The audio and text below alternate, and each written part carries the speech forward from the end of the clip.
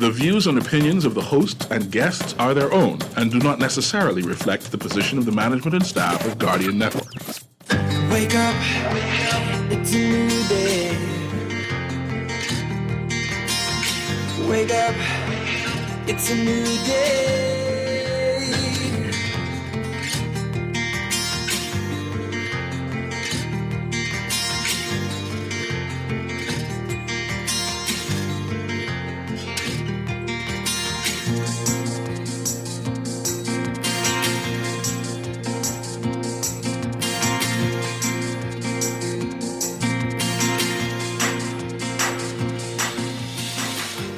Good morning. Second shot vaccines begin today.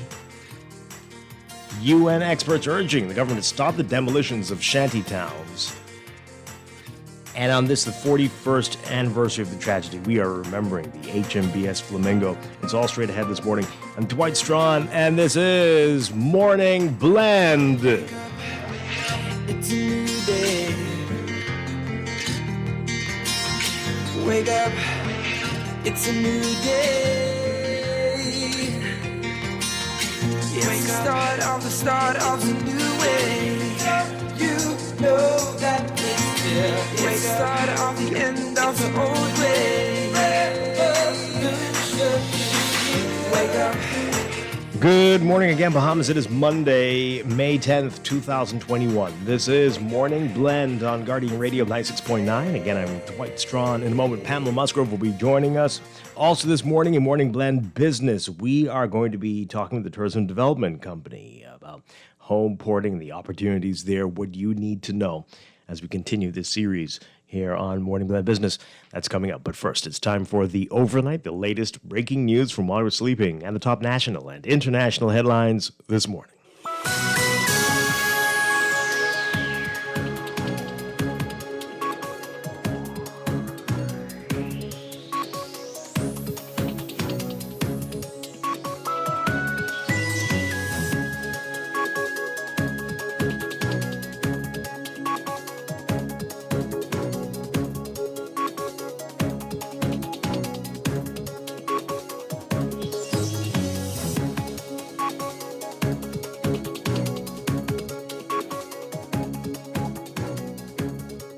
In the overnight, Bahamians and residents who are eligible will be able to receive their second dose of the AstraZeneca COVID-19 vaccine on Grand Bahama and New Providence starting today. That's according to the National COVID-19 Vaccine Consultative Committee. Appointments went live on Sunday. The committee stressing in a release yesterday that the date of the second shot appointment should be no fewer than 7 weeks after the date of the first shot. To date, more than 36,000 doses of the COVID-19 vaccine have been administered in the Bahamas. The Bahamas received 53,600 doses of the vaccine. It expects to receive an additional 33,000 doses through the COVAX facility by the end of the month.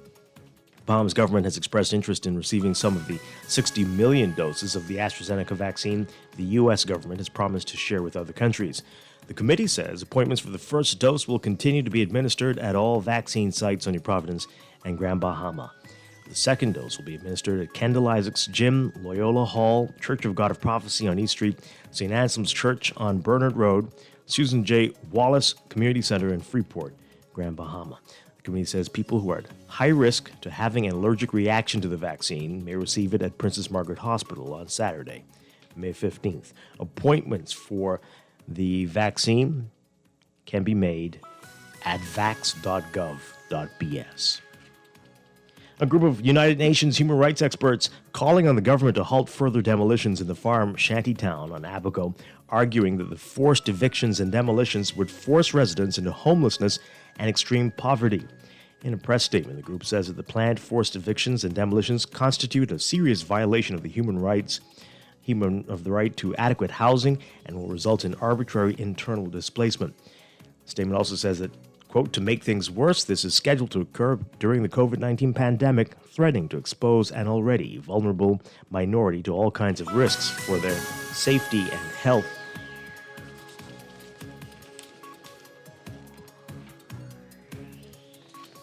The government started demolishing illegal unoccupied structures in the farm last month. Minister of Public Works Desmond Bannister says the only structures that will be demolished are those that were built since Hurricane Dorian As you will recall, the 2018 Supreme Court injunction prohibits the government from demolishing shantytown structures that had already been constructed and prohibits anyone from constructing, erecting, or altering unregulated shantytown buildings anywhere in the country.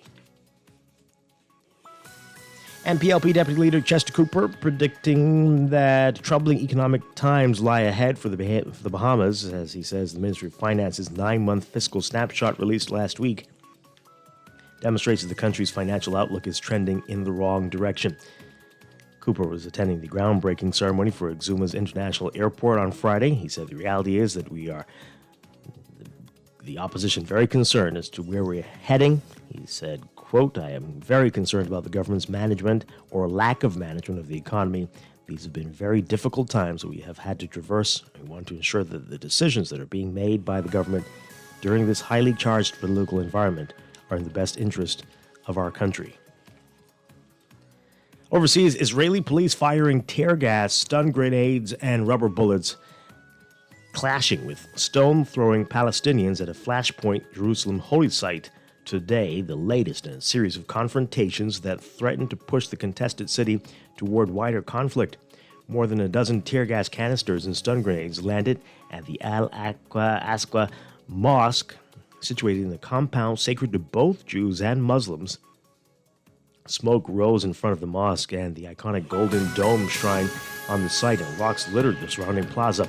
More than 270 Palestinians were hurt, including 205 who went to hospitals and clinics for treatment. That's according to the Palestinian Red Crescent. 5 of the injured were in serious condition. Police say 9 officers were hurt, including 1 who had to be hospitalized. Monday's confrontation, the latest in the sacred compound after weeks of mounting tensions between Palestinians and Israeli troops in the old city of Jerusalem, the emotional center of their conflict. The clashes have come during the Muslim holy month of Ramadan, already a time of heightened religious sensitivities. And Germany is making the one-shot Johnson & Johnson coronavirus vaccine available to all adults, as it did with the AstraZeneca vaccine, though the bulk of the expected deliveries still some way off. Germany has recommended that the AstraZeneca shot mainly for those over 60 because of a rare type of blood clot seen in an extremely small number of recipients. But amid a push to get as many people inoculated as possible, the government decided to allow doctors' offices to vaccinate any adults with it, putting aside a priority system under which the oldest and most vulnerable have been vaccinated first. The health minister saying that authorities decided today to take the same approach with the Johnson & Johnson vaccine, about which there are similar concerns. He estimated that 5 to 6 million over 60s in Germany will still need to be vaccinated, and that should be concluded by early June. The largest deliveries from Johnson & Johnson, more than 10 million doses, are expected in June or July. Germany has now given nearly 1/3 of the population at least one vaccine shot.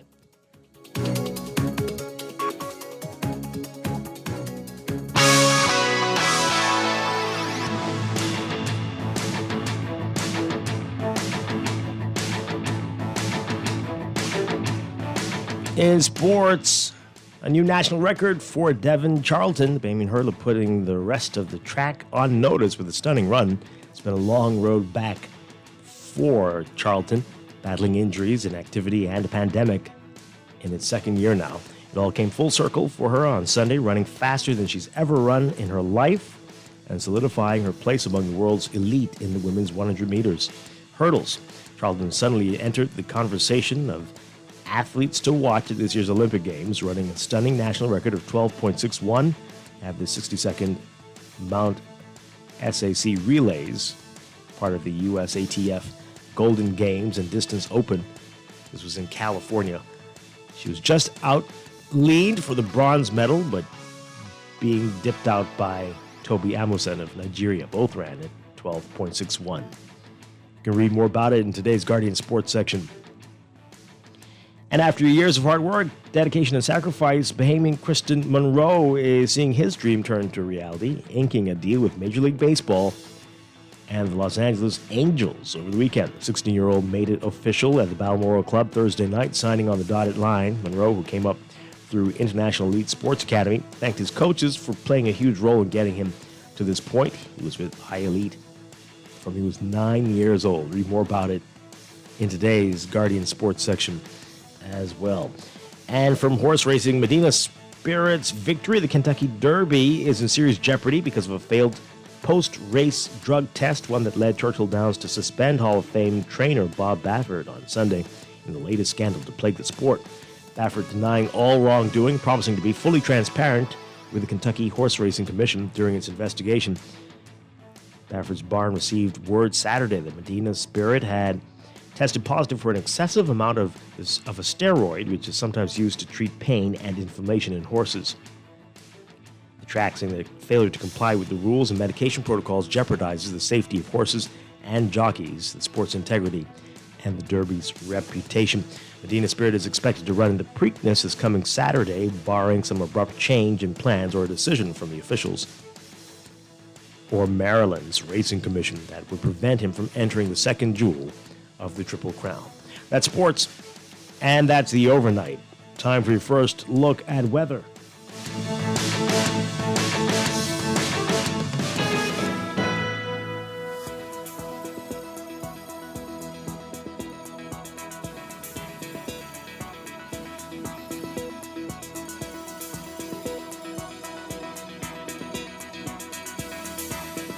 In your weather for today, we've got a ridge of high pressure across the area. That's going to produce moderate to locally fresh breezes. Meanwhile, a mid to upper level trough will trigger some enhanced shower activity across portions of the southeast Bahamas through tonight. Beachgoers in the southeastern islands should exercise caution due to the risk of rip currents along eastern shorelines. For today, for the northwest and central Bahamas, look for partly sunny and hot conditions with a few isolated showers, becoming mostly fair and warm with a stray shower or two possible tonight. Winds east-southeast to south-southeast at 10 to 15 knots, but gusty at times. Seas 2 to 4 feet, but occasionally higher in gusts.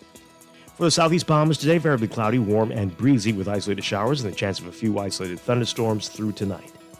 Small craft caution in effect. Expect gusty winds and higher seas in or near heavy showers and thunderstorms. Winds easterly at 15 to 20 knots, but gusty at times. Seas 4 to 7 feet, but occasionally higher in gusts. Temperature-wise, right now it's about 78 degrees under fair skies in Nassau. Look for highs getting up to around 91 Fahrenheit, 33 Celsius today. Overnight lows tonight getting down to about 74 Fahrenheit, 23 Celsius. That's your first look at weather this morning. We'll have your extended outlook coming up after traffic in just a bit.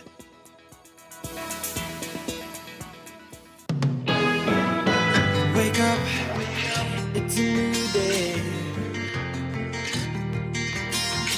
Wake up, it's a new day. It's the start of a new way. You are listening to Morning Blend. When we come back, we're discussing the day's top stories right here on your home for fresh news, smart talk, all day, Guardian Radio 96.9.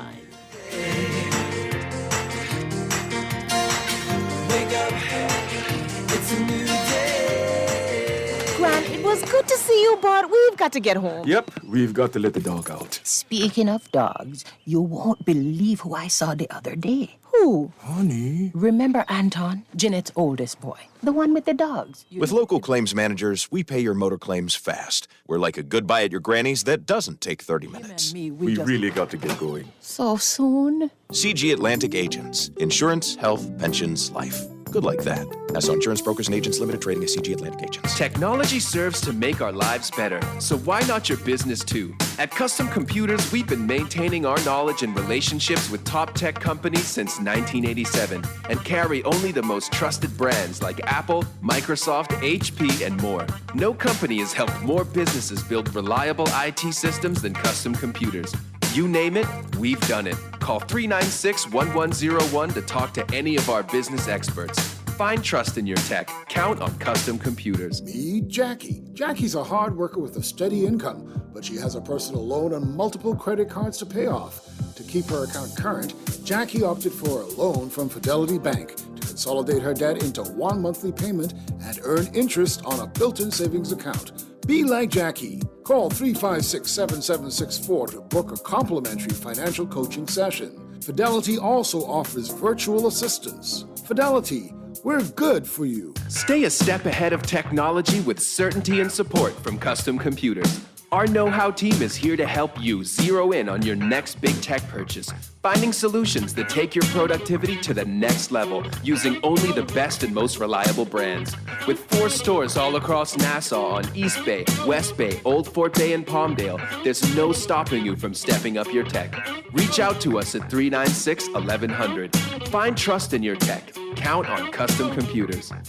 The best place to get a new iPhone is at BTC. Make the iPhone 12 mini yours for just $199. That's big savings to go with our sweet postpaid value of unlimited local calls, international minutes, roaming data and minutes, plus all the data you need. Stream, share, and stay connected on the best LTE network when you switch to BTC. Visit a store to sign up today and get the iPhone 12 mini for just $199. Conditions apply. Wake up, it's a new day. Wake up, it's a new day. It's the start of a new way. You know that it's the start of the end of the old way. Wake up, it's a new day. Wake up, it's a new day.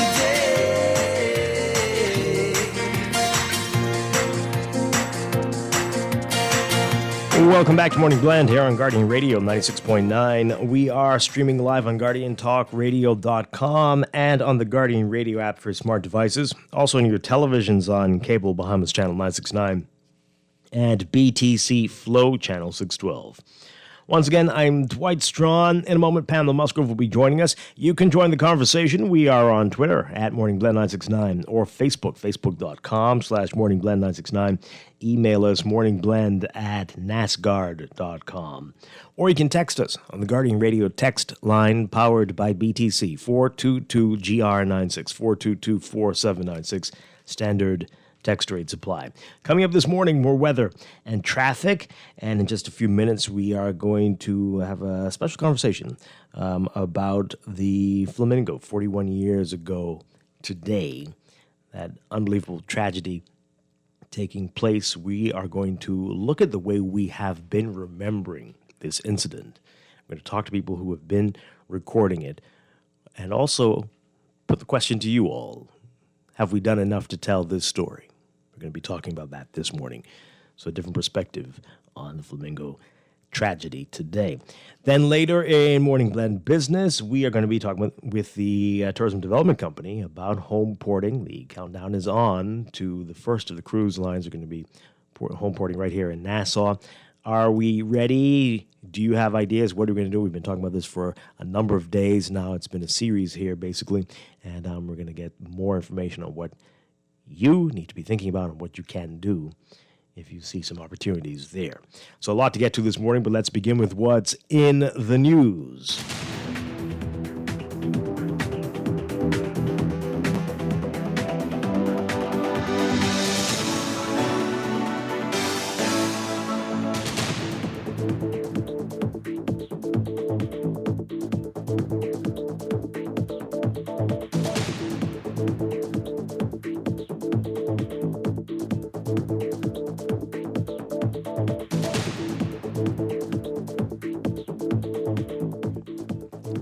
And in the news, second shots begin today. These are the vaccinations, the AstraZeneca vaccines. Bahamians and residents who are eligible will be able to receive their second dose of the vaccine today in Grand Bahama and in New Providence. That's according to the National COVID-19 Vaccine Consultative Committee. The committee issuing a statement yesterday. Our Travis Carroll writing about this in today's Nassau Guardian. Appointments went live on Sunday. The committee is stressing that the date of the second shot should be no fewer than 7 weeks after the date of the first. To date, more than 36,000 doses of the COVID-19 vaccine have been administered in the Bahamas, according to the committee. Now, the committee says that appointments for the first dose will continue to be administered at all vaccine sites on New Providence and Grand Bahama. Last week, there were some ridiculous rumors going around. People sending out voice notes and texts without any verification or even any thinking about it, whether it makes any sense that this could be happening. But anyway, that was going around last week that would be the end, that Friday was your last, although it appeared that might have been for one location. But it is not the case. If you haven't gotten your vaccine as yet, you still can, of course, because if only a few people got it, that will do nothing to help the situation that we find ourselves in. But anyway, so the first dose administration will continue at all vaccine sites in New Providence and Grand Bahama. The second dose will be administered at Kendall Isaacs, Loyola Hall, Church of God of Prophecy on East Street, St. Anselm's Church Hall on Bernard Road, Susan J. Wallace Community Center in Freeport. And the committee says that people who are at high risk to having an allergic reaction to the vaccine may receive it at Princess Margaret Hospital on Saturday, May 15th. The committee says, quote, this will allow for enhanced medical observation following the administration of the vaccine. Appointments for that date can be made tomorrow at vax.gov.bs. People who had their first appointment at a walk-up center can get their second shot at the same center, provided they observe the 7-week minimum period. As of Friday, the Bahamas recorded 10,830 cases of COVID-19. The country's currently in the middle of a third wave, which has also seen increased deaths and hospitalizations. Health and government officials continue to ask Bahamians and residents to get vaccinated. All right. So that begins today. We're told the Prime Minister is going to be getting his second shot today. So that's some interesting stuff there. All right. So that's good. Elsewhere in the news, the headline in the Nassau Guardian, UN experts urging stop demolitions. A group of United Nations human rights experts calling on the government to halt further demolitions in the farm shantytown on Abaco, arguing that the forced evictions and demolitions would force residents into homelessness and extreme poverty. The experts saying in a press statement, quote, the planned forced evictions and demolitions constitute a serious violation of the human right to adequate housing and will result in arbitrary internal displacement. To make things worse, this is scheduled to occur during the COVID-19 pandemic, threatening to expose an already vulnerable minority to all kinds of risks for their health and safety. Most of these people have nowhere else to go. If their homes are destroyed, they are at serious risk of falling into homelessness and extreme poverty. While it is important to move away from informal settlements lacking in safety and infrastructure, vulnerable minorities should not be left behind in the government's efforts to rebuild more resilient communities.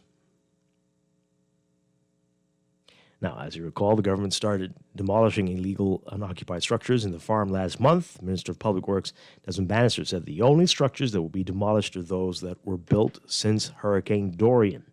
A 2018 Supreme Court injunction prohibits the government from demolishing shantytown structures that had already been constructed and prohibits anyone from constructing, erecting, or altering unregulated shantytown buildings anywhere in the country. A challenge to the government's demolition policy, which was brought by a group of shantytown residents being represented by Fred Smith QC, remains before the court.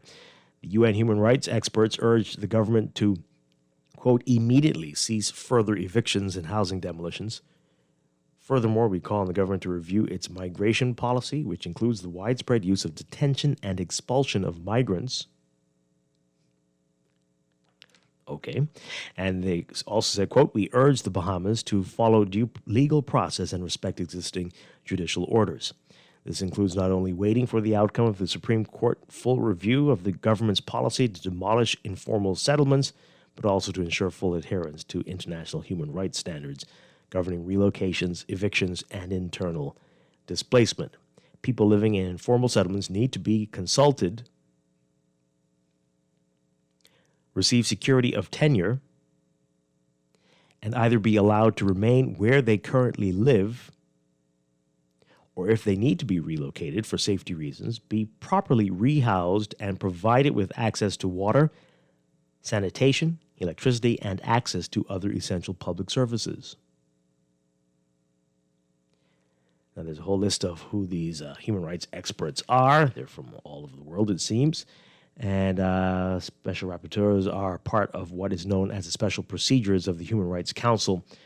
Special Procedures, the largest body of independent experts in the UN human rights system, is the general name of the Council's independent fact-finding and monitoring mechanisms that address either specific country situations or the thematic issues in all parts of the world.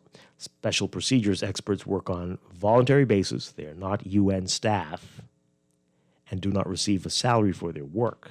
They are independent from any government or organization and serve in their individual capacity. Okay, so let's get your views on what they are saying. And the Tribune has the immigration minister responding to it. He's saying that he's accusing the UN of lacking balance. Well, at least these representatives of lacking balance in their assessment of the situation there.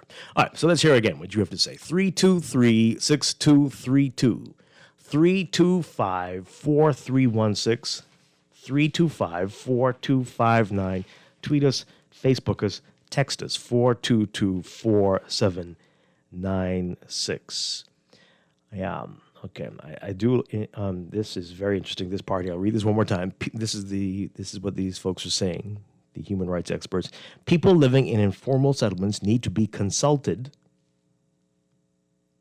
receive security of tenure, and either be allowed to remain where they currently live, or if they need to be relocated for safety reasons, be properly rehoused and provided with access to water, sanitation, electricity, and access to other essential public services. Okay, let's get your views on it, folks. Let's go to the phone lines. Good morning, caller. You're on the air. Godly day to this dark universe along with you and Palm, Dwight. Hi, good morning.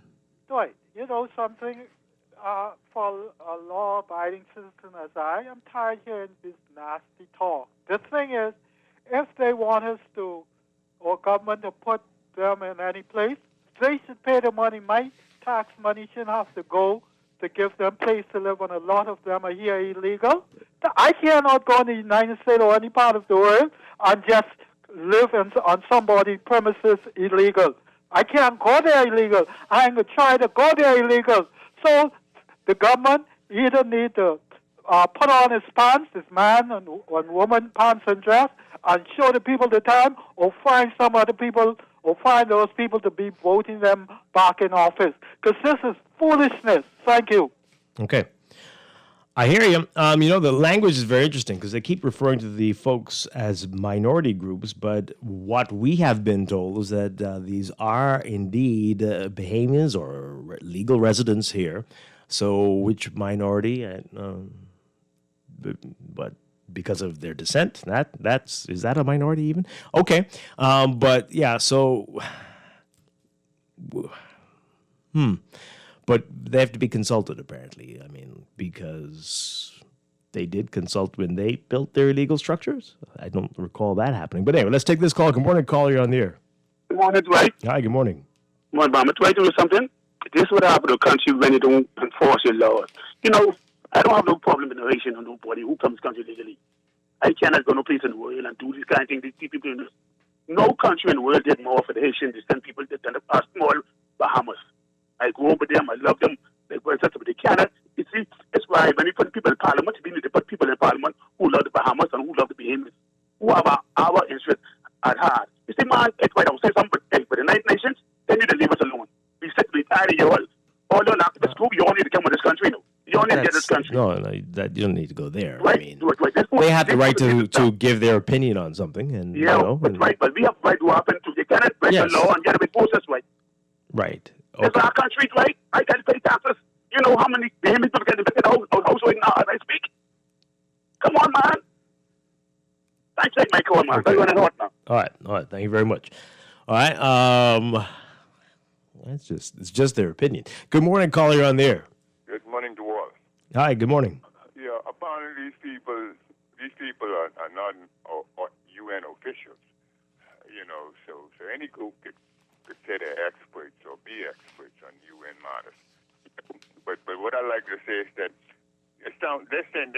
they trying to state. It sounds like they're saying that these people have a right to immigrate. Their human right is to immigrate, or I would say to invade our country. You see. So who's going to protect the Bahamas from an invasion of a country that's considerably larger than them, or several countries that are larger than them? You got the Cubans, you got the Jamaicans, you got the Haitians, you know, you got the Africans, you know, other African nations. Come on. Bahamas got to have a right, and I think the minister is right on that. And I don't think that the FNM is going to give in to these pundits of immigrants in the Bahamas. We just can't handle it, you know. You know, the immigration problems, refugee problems all over the world, and in the Middle East and about, you know. But these things need to be addressed, and the Bahamas can ill afford to take the load of it, especially because of the size of our population. You know, thank you. Okay, all right, thank you very much. Let's take another call. Good morning, caller. You're on the air. Hi, good morning. Good caller. You're on the air. Good morning. How you doing? Doing well. Good morning to your guests also. I'm wondering, why should Bahamas or the government pay any credence to the so-called human rights groups who are selective in their advocacy? Did they read any of the documents that are in the court regarding the injunction? Because clearly the documents that they put out this doesn't suggest that they did. Or maybe they're just being disingenuous in their reporting of their findings, because it clearly states that persons were advised not to build new structures. They were given the opportunity to leave. I mean, all these things were in the document that's in court right now, but yet this document come out that has worldwide access to it, that is going to paint the Bahamas in a negative light. But they're clearly being disingenuous. I dare say they're even lying about what the government is actually doing. And that's the problem I have with these so-called human rights groups, that they never report the truth on what's actually going on. But I think we'll listen. Okay, all right. Well, yeah, I hear you. They're just giving their opinion. You do raise some interesting points. I don't think anybody outside the Bahamas is really paying attention to any of this. I might be wrong, but I think everybody has their own immigration problems. Every single country's got a problem, it seems. But yeah. Okay, let's take another call. Good morning, caller. You're on the air. All right. 323-6232, 325-4316, 325-4259. The one thing that they are saying, and some others seem to agree, that at least wait until the Supreme Court matter is dealt with, although Desmond Bannister said very clearly that the injunction, it was very clear that what they're doing is only relating to things that have shown up since that injunction, and that this is not supposed to be happening at all. And this is what they're trying to deal with at this time. But, all right, I'll continue to call in and send you text messages. Pamela Musgrove is with us. Good morning, Pam. Great to have you with us. Good morning, Dwight. Good morning, Bahamas. Good to be here. Hope you had a great weekend. Mm-hmm. Let's take another call. Good morning, caller. You're on the air. Strachan, how are you doing? Doing well. Good morning. Musgrove, how are you doing? Good morning. Thanks. I'm doing well, thanks. Strachan, talk the real talk. During the hurricane, Abaco was wiped out of Shantytown. This year is the fault of Ellsworth Johnson and Darren Enfield. They failed to govern the island. They failed to have police in place. So this right here, Darren Enfield, the MP for North Abaco, and Ellsworth Johnson, the Minister of Immigration, this is their fault. They just be carefully. Forget Amnesty International, what the world's saying. Let's agree and be honest this morning. During the hurricane, there were no Shantytown left in Abaco. True, Ms. Musgrove? It's true or false? Oh, I'm not sure. No, I agree with you that this, the farm came up subsequent to the hurricane. This play on Ellsworth Johnson and Darren Enfield, nobody else. Okay, and now what? Know what? They need to go to court and answer to tell me why this happened. That's criminal what happened, Hello? Is this right? I'm listening. No. What Darren Enfield and that guy, Ellsworth Johnson, allow is criminal. Because first of all, nobody could construct or get no truck or nothing up there. They have to have a pass. See, let's be real this morning. No, nothing could go on Abaco or come off Abaco. How get up there? Only politicians had access. So let's be real this morning. This year is forget the World Court. This is supposed to happen. Let's be truthful this morning. Just really go on Diane Field and Ezra Johnson, Minister of Immigration. We all remember Ezra Johnson is half immigrant chef. You really, Dave, I don't think we can do this much longer. Right? No, Really? Please find another program to harass in the mornings. No.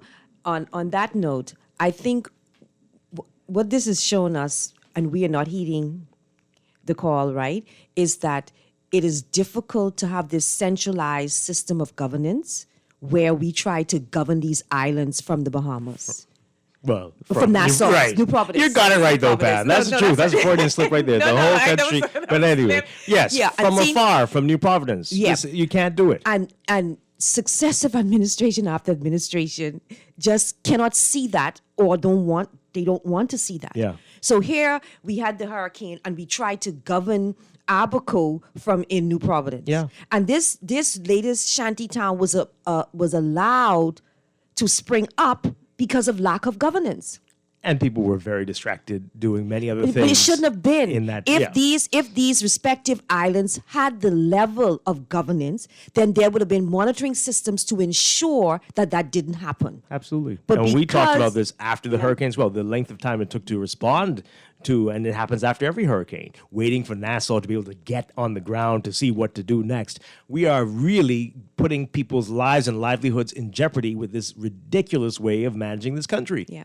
And we're not coming up with strategies in terms of how we move forward. We're just patching things up. You know, like how we do the roads. Mm-hmm. You know, you'd get a nicely paved road, and then you would have either BPL or BTC will dig it up, and then we'll patch it up, and then you have a patched up road. And that's how we're doing. We are patching it up because what should have happened by now within these ministries, irrespective of which government is in power, is strategies on how we can monitor this country so that these things won't happen. You wouldn't have a person springing up on property that does not belong to them, and they're building and developing communities. Well, the blueprint is there, but either they don't want to follow it What's the or they blueprint? don't want to read it. What's the We've got blueprint? many examples, many documents, many research has been done on how to form a local government system, but they have no interest in doing it at all. I don't think many of them have even read it. And so I think the reason why they are pushing ahead with the farm is because it happened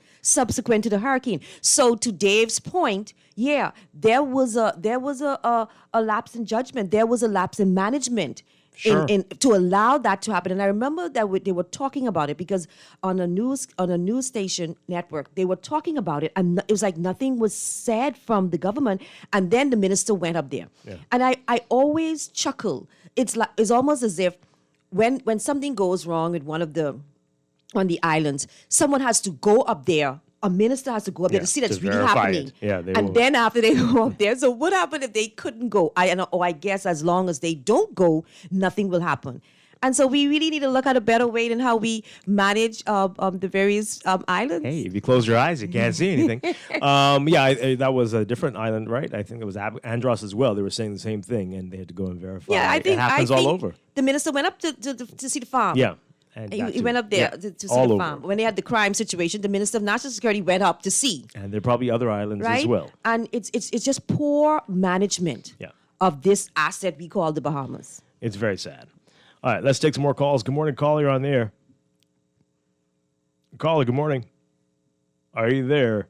Yes, I am. Okay, hi. Good morning. Good morning, Dwight. Morning, Pam. Good morning. Good morning. I'm calling regarding today being the anniversary of the Flamingos incident. Yes. But before I speak on that, I just want to say that as a Bahamian, right now, on this matter of getting rid of the illegal townships, no matter which group of people are building them, I support the government of the day in getting rid of those illegal settlements, neighborhoods, whatever they may be. Because I will never support and will never agree with government allowing illegals to come into the country and break the laws of the land that you and I as Bahamians cannot and ought not to be allowed to break. So on that basis and on that principle, I support the government of the day wholeheartedly in the demolition efforts that they're putting forth. That's all I want to say on that note. Now, in regards to the flamingo sinking, and that would have been 41 years ago, right? Yes. Yes. I was in Boston at the Perkins School for the Blind when that incident happened. I got up that morning and turned on the news, just happened to, and I heard the news from the Bahamas about the incident. And that whole day, I was upset and I was angry. And in regards to your twofold question that you posed earlier, have we done enough to commemorate? And what can we do rather to more acknowledge or celebrate? Words to that effect you mentioned earlier. Yes, and we're going to be talking to some people who have done that. But again, what more do we need to do? Yeah. Well, we have not done as much as a nation as we can and should in regards to having commemorate as an independent country the first national defense force tragedy that this country ever suffered. And it was a big, big tragedy. In other words, the Bahamas was attacked by another nation. That nation happened to have been Cuba. Our country was invaded because the military from Cuba landed on Bahamian islands, and I was made to understand scraping those islands with their aircraft. That other nation, Cuba, attacked and sunk in our country's territorial waters our own defense force craft that was defending the territorial sovereignty and rights of Bahamas. So no, we as the government and we as a people have not done nowhere near as much to have commemorated that tragic incident because, defense force officers, police officers, immigration officers, they literally put their lives on the line every day when they go to work. None of them know if and when they would necessarily come back home to their families. So they are truly giving the ultimate service, which sometimes ends up in the ultimate sacrifice, such as those 4 Marine officers who did die, did do. Yes. So I want to commemorate, acknowledge, and thank the Defense Force for its service to this country, to honor those lives. I can't remember all of them, so I won't mention any of them. We're going to get into it in just a couple of minutes. Right, I appreciate that. All right. And so let me just say that in conclusion, that is one of the reasons why, as you Dwight and Palm might remember, the country was upset in 2017 when Mr. Christie did decide to call the elections on that very date. Yep. So moving forward, one of the things we should never do again is never to ever again call an election on the 10th of May. That wasn't an insult 4 years ago. And moving forward, we should do everything we can to recognize in the schools, in communities, wherever we can, for just to honor and acknowledge and commemorate the ultimate sacrifice that those Bahamian sons made on behalf of defending us all. Yes, absolutely. Thank you so much. Appreciate it. Thank you. Yeah, we're going to, as I said, get into it quite a bit coming up in just a few minutes. Let's take this call and then we'll get to your text messages. Good morning, call. You're on the air. Hi, good morning, Dwight and Bob. How y'all doing? Good morning. Good morning. Okay, and good morning to the nation. Before I make my contribution, Dwight, I'm curious, are you all going to be discussing at any point this morning the communication from Chester in a statement about the government's fiscal affairs? Not exactly. We mentioned it in the news, and we are likely to talk about it again in business briefly. But okay, because that's also of extreme national importance. What he's discussing now, but to what you are discussing now, Dwight, I believe that there are several matters at play, and Pam touched on a few of them. However, Dwight, we must be able to acknowledge that even as Bahamians, we cannot do anything illegal and get away with it, and so no one else in the country should be able to, right? That's only one part of the consideration, though, Dwight, all right, that would not solve the root problem that we are experiencing that continues to happen over and repeatedly, right? And at the end of the day, Dwight, it really comes down to negligence on behalf of the government, because there were around, 49 or 50 structures left in the shanty town, right? As was said by Dave and repeated by Pam, right? We ended up with almost 200 structures, all right, since Dorian, right?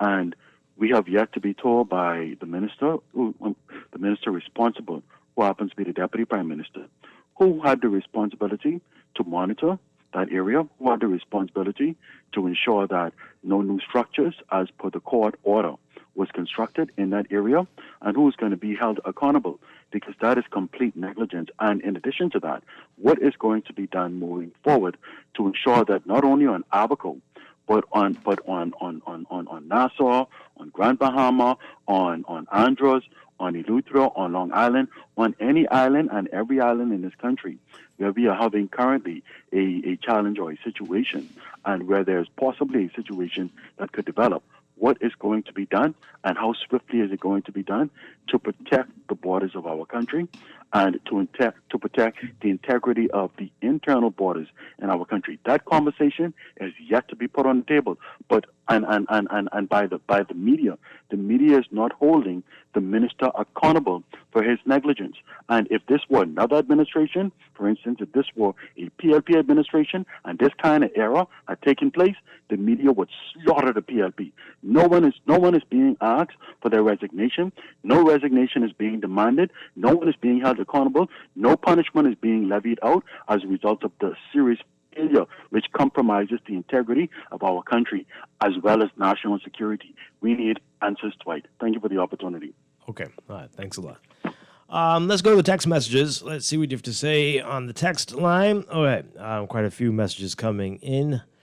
Let's see. The government should engage the UN to create an immigration program to get these people to the US, France, Germany, and the UK for permanent resettlement. Our country cannot sustain this mass illegal migration, even if we were the most humane country on earth. Okay. I don't think we should pay too much mind to a lot of these international bodies. You know, a lot of them are more textbook research. They're not on the ground to see what we are doing on the ground and what we're experiencing. And then worldwide, you find that liberal governments tend to want to open up their borders. Persons who support that liberal view open up their borders to allow persons in. I think we have to look from within to devise strategies to deal with the situations that we have. We have a housing crisis. And it is said that a lot of those persons are Bahamians. Right. And while the government is not responsible for paying your mortgage or paying your rent for housing accommodations, the government is responsible from a policy perspective to have access to affordable and quality homes with which people can rent or purchase. That's the government's responsibility, and that's why I was so against their policy of specifically just looking at Blair for upscale communities for professionals. The government is supposed to structure policies across the board so its citizenry and persons who reside in this country have access to housing. Well, near Balmoral, though, I guess. Yeah, in that Balmoral, area. Yeah. All right. This text here. The UN is wrong. These people built illegally. They have jobs. They can pool their resources and rent apartments.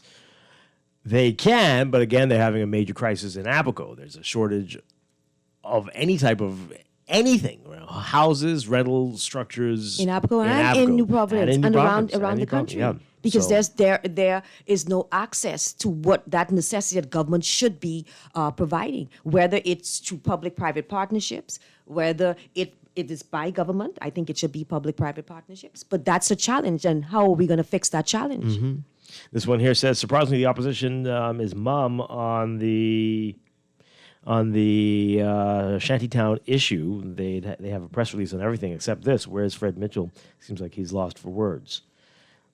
Okay. This one says, these same human rights so-called experts are quiet on the genocide, ethnic cleansing of blacks in the USA. What now? What? Huh? Only fools report this nonsense from people who are not even from the UN. What? Okay. I don't think we should get all caught up in what the UN is saying. I think we should look at the problem that we have and how we can fix it. Yeah. We do have a problem. Right? Yeah, don't shoot the messenger. Yeah, I mean, and I'm not even looking at them as a messenger. I don't think they are nowhere near in touch with what we are going through in our country. So like I said, I wouldn't pay them too mind. But we have an issue on the lower end of the spectrum where we have people can squat on land, and you see persons like these with these communities on Crown land. And then we have on the higher end of the spectrum where we have this quieting act where wealthy people can quiet land. And what are successive administrations doing about it? Nothing. And we were told by the Privy Council that, we should revamp that quieting act because it's wrong, but we do nothing about that. And we're doing nothing about what's happening now. Yeah. And so at the end of the day, I look at one of the challenges that we have is land reform. And we need to reform land in this country so that persons cannot take land away from other persons by legal or illegal means. This one here says, regarding the statement by the Minister of Immigration, with all due respect, I don't need you to interpret what the immigration minister said. What? You said... Minister said there needs to be balance. Just read his statement, please. What? No, I don't understand what's going on here. Okay. Oh, my goodness gracious. And this final text here before we take a break. The continued challenge with shanty towns is indicative of the value or lack thereof we place in people. We have seen evidence of this throughout our history. The payout we negotiated or accepted for the lives lost in the HMBS Flamingo is likewise symbolic of this behavior.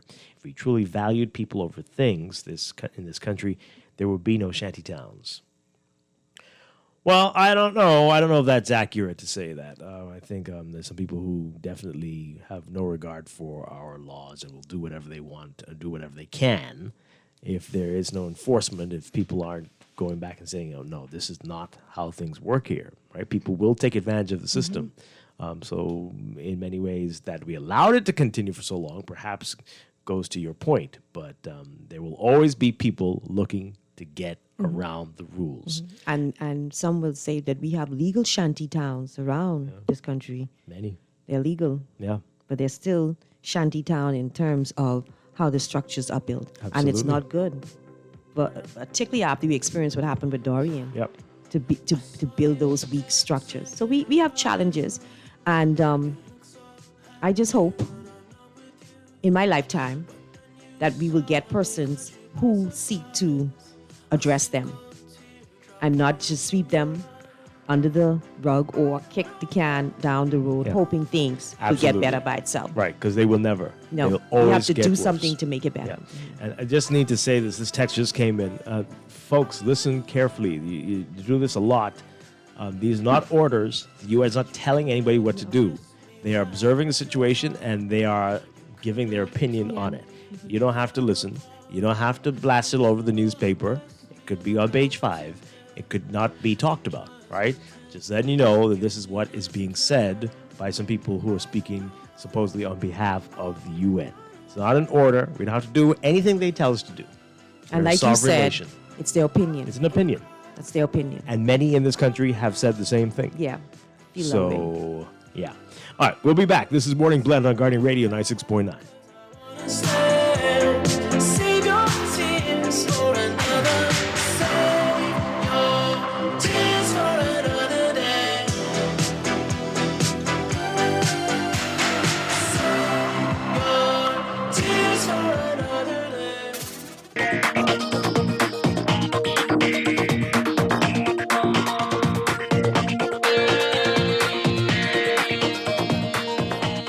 Got your first look at traffic for this morning, brought to you by RBC Royal Bank. Here's what's happening in real-time traffic at this hour. We've got heavy traffic on Summer Butler Highway, heavy northbound lanes from Fire Trail all the way up to the roundabout with Tonic Williams Darling Highway this morning. Glaston Road also looking busy. Northbound lanes heading towards JFK Drive. And Blue Hill Road northbound, just north of Soldier Road, heavy traffic heading towards Independence Drive. We've got build-in traffic along Carmichael Road eastbound and further south on Blue Hill Road, the northbound lanes mainly. And along pockets on Prince Charles Drive as you approach major intersections.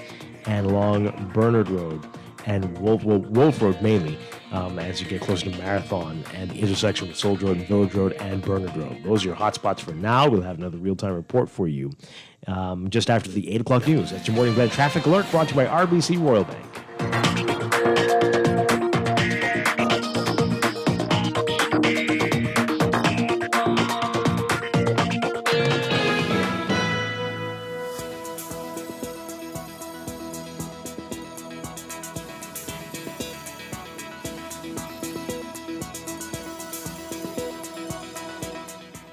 And time for another check of your weather for today, brought to you by Rev Cable Bahamas. We've got a ridge of high pressure across the area that will produce moderate to locally fresh breezes, while a mid to upper level trough will trigger some enhanced shower activity across portions of the southeast Bahamas through tonight. Beachgoers in the southeast Bahamas should exercise caution due to the risk of rip currents along eastern shorelines. For today, for the northwest and central Bahamas, look for partly sunny and hot conditions with a few isolated showers, becoming mostly fair and warm with a stray shower or two possible tonight. For the southeast Bahamas, variably cloudy, warm, and breezy with isolated showers and the chance of a few isolated thunderstorms through tonight. High temperatures getting up to around 91 Fahrenheit, 33 Celsius. Overnight lows tonight getting down to 74 Fahrenheit, 23 Celsius. In your extended outlook, we've got high pressure that will remain the dominant weather feature, while increasing low-level moisture will enhance shower and thunderstorm activity across the islands through to midweek.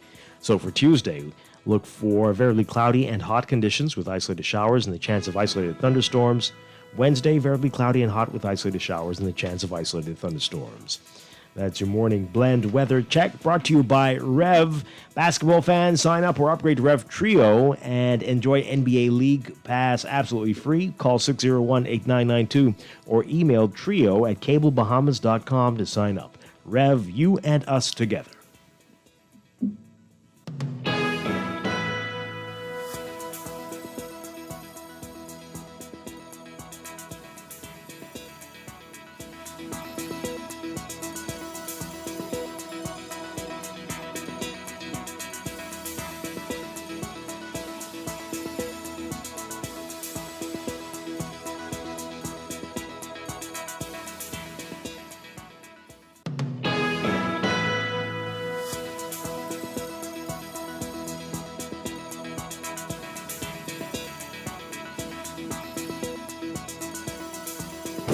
RBC has been growing with the Bahamas for over 110 years with new ways to bank better. We are committed to deepening our relationship with existing clients and forging new ones in the future with new products and services and investment in the community, youth, and education initiatives. We are here to help you grow. We're here to help you flourish. We're RBC. RBC Royal Bank. Banking reimagined.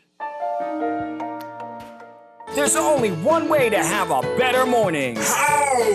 Start your mornings the best way with our 2 for $6 breakfast sandwiches at Wendy's. For a limited time, choose any 2 of your favorite breakfast sandwiches, including the fresh Strachan sack muffin, honey buttermilk chicken biscuit, double sausage muffin, or the sausage, egg, and cheese biscuit. Wash it all down with our cold brew shake or coffee. Better mornings always start at Wendy's. Wendy's, different inside and out. Excludes airport locations. Roaming just got easier. Say hello to more with our new Liberty Prime plan. With more minutes, more texts, and more data to do the things you love right here at home and even when you travel.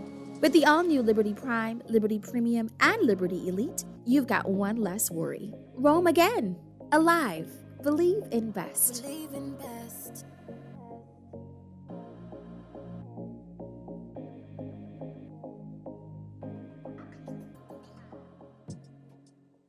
Go cashless with CIBC First Caribbean and enjoy enhanced safety features with our Visa debit and credit cards.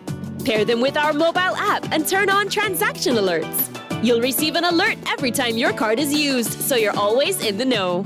Visit CIBCFCIB.com for more information. Go cashless with CIBC First Caribbean. Basketball is back, baby, and so is NBA League Pass, only with Rev Trio.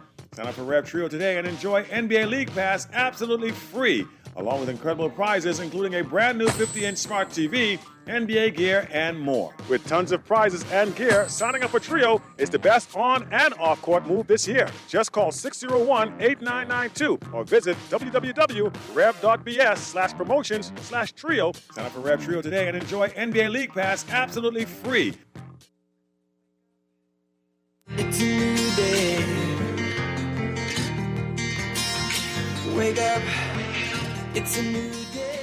And we are back here with Morning Blend on Guardian Radio 96.9. Dwight Strachan along with Pamela Musgrove. As we said, today we are going to be focusing on remembering the HMBS Flamingo. Last year marked 40 years. Unfortunately, last year we couldn't really celebrate the way or observe this in the way that we felt it deserved to be, as we were very focused on the pandemic and the height of all of that last year. But this year marks 41 years since this tragedy, and the Defense Force doing a good job of remembering this. And our colleague Levin Miller with his show Unleashed has been commemorating this quite in a very detailed way, and I'm sure he will do more of that today. This morning we're going to talk about this from a very interesting perspective, though, about how we have remembered the Flamingo, the perspectives that we've, the ways that we've done this, and we're going to examine that with folks who are documenting and have been documenting this unforgettable moment in history. Before we get to them, though, let us take a listen to what one survivor has to say. Greg Curry was on the Flamingo that fateful day. Take a listen to what he has to say in this report from our Giorgio Bain. The 41st anniversary of the deadly attack on the HMBS Flamingo is just days away. A survivor of the attack recalls a fight for survival. I dove down deep inside her, and I felt and I saw the actual bullets following me, left, right, center, all around me.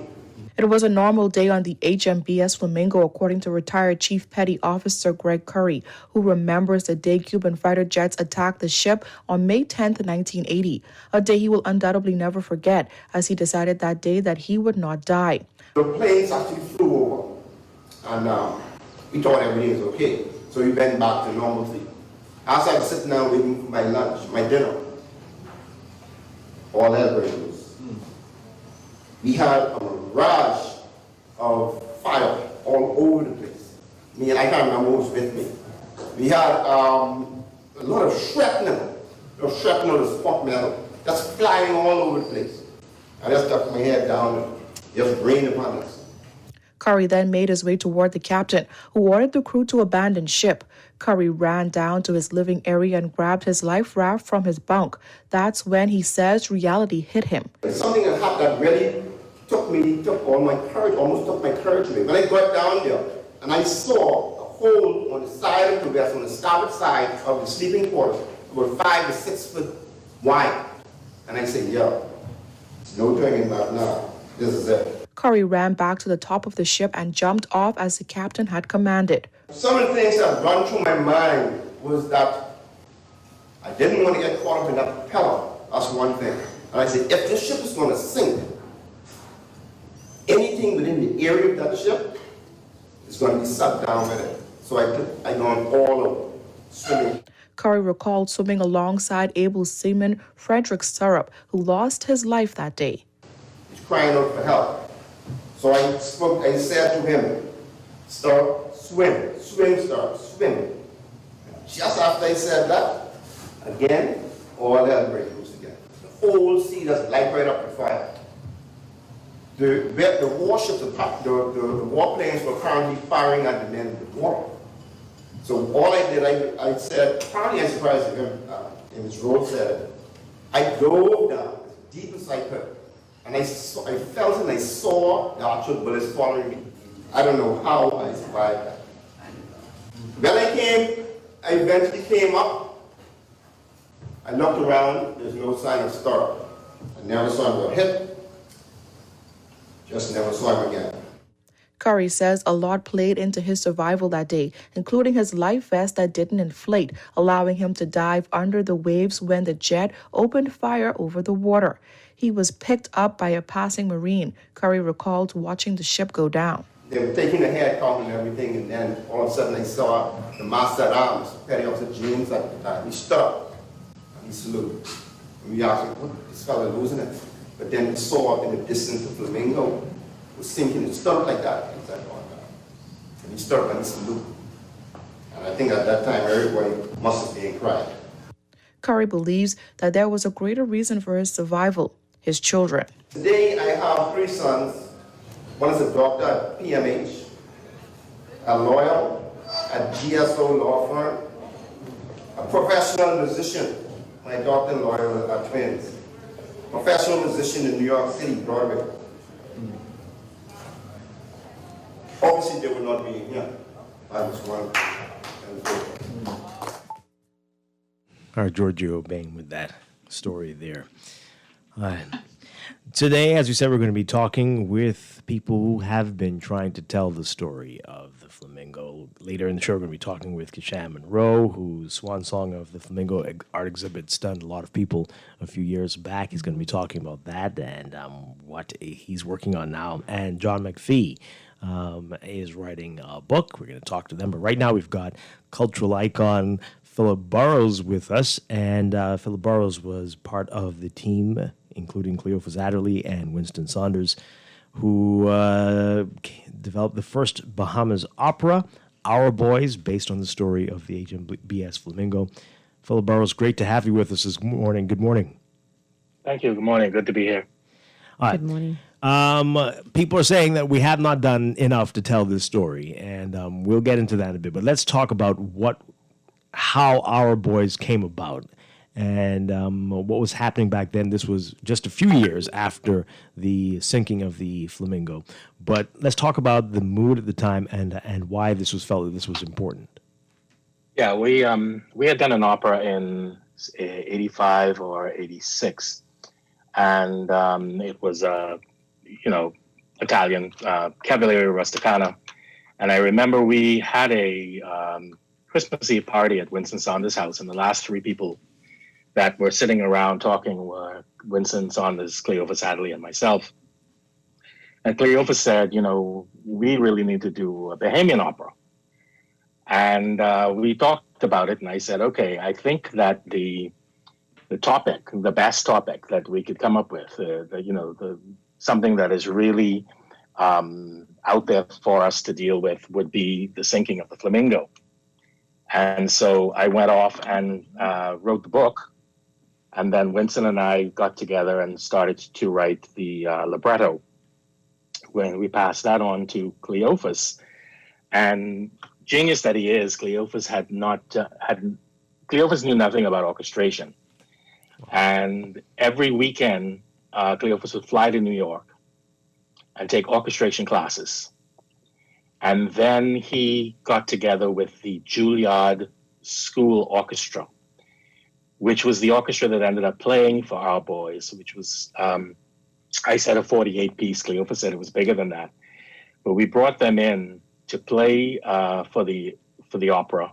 We had to take out the first 2 rows of seats at the Dundas in order to accommodate that orchestra. Wow. And I think it was the first opera grand opera in the English-speaking Caribbean. Oh, wow. My goodness, that's amazing. So what was the reception like? What did, how are people, what was the reaction to it? It was quite incredible. People didn't expect it. People surely didn't expect to have a full orchestra performing. I mean, this was not a inexpensive production to put up, because we had to fly in the entire orchestra. We had to put them up. We had to get insurance for their instruments. It was sold out every night that was there. And the interesting thing about this from a Dundas standpoint, because one of the reasons I thought about it was just listening to that report a few minutes ago, Fenric Stirrup was actually a member of the Dundas because he had performed in a production of Romeo and Juliet a few years earlier. And, he was one of the Marines who perished in that attack. And so having him as somebody that the Dundas family knew, was also kind of important. And we had a lot of help from the Defense Force. You know, we got uniforms, we got technical assistance. They really pitched in. They really gave us a lot of advice.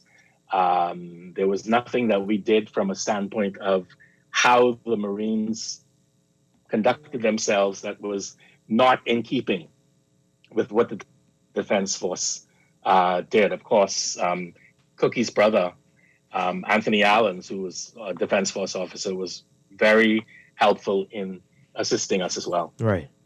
All right. So we want to talk more about this and the reaction, and if there was any concerns about doing this. When we get back from the break, we're going to take a break for news and be back. We're talking with Philip Burrows as we remember the HMBS Flamengo and how we have been telling the story since then. We'll be back. Stay with us.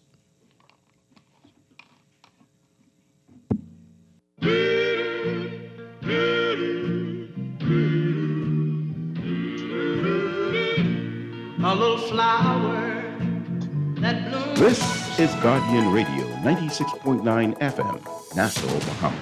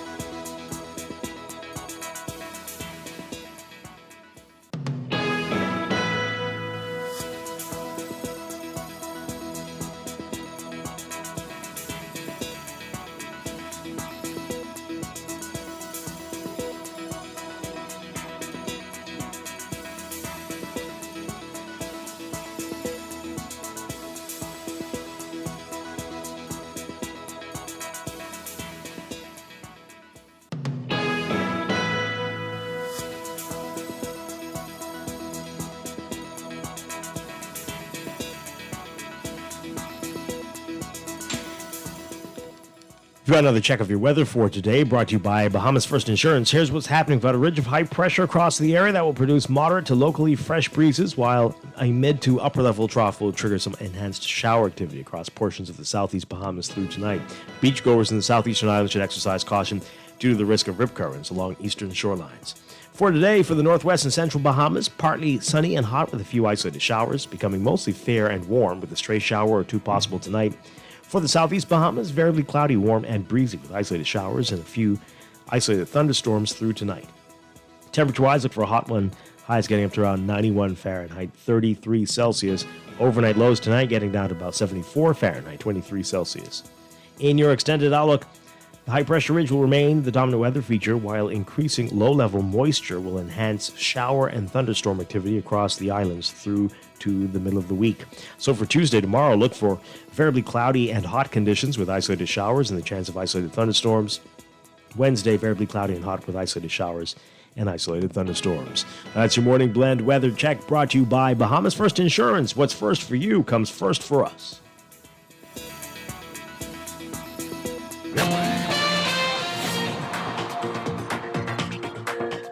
And in your traffic at this hour, brought to you by RBC Royal Bank, your real-time traffic. Smile Butler Highway, your hotspot this morning, as usual. Heavy traffic from Fire Trail all the way northbound up to Tonic Williams Darling Highway. Traffic backed up a bit on Fire Trail Road as well this morning. Gladstone Road also busy northbound this morning to JFK Drive. Blue Hill Road south from just north of Soldier Road up to Independence Drive, seeing heavy traffic there. And pockets along Prince Charles Drive, Prince Charles and approaching Fox Hill Drive, Prince Charles and Beatrice Avenue, and Robinson Road as you get closer to Old Trail Road this morning. Marathon Road also seeing some building traffic northbound, and a bit of traffic near Saunders Beach, mainly eastbound, and as you get closer to Arawak Key on West Bay Street. That's what we're looking at this morning. That's your real-time traffic and your morning blend traffic alert, brought to you by RBC Royal Bank.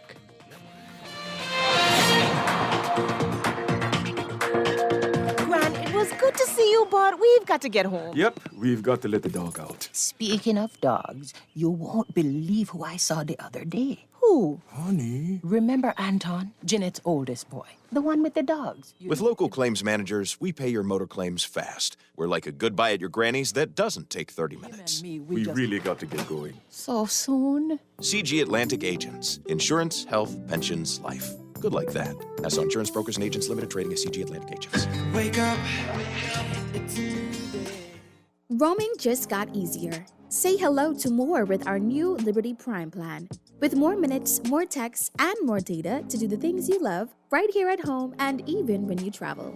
With the all-new Liberty Prime, Liberty Premium, and Liberty Elite, you've got one less worry. Roam again. Alive. Believe in best. Believe in best.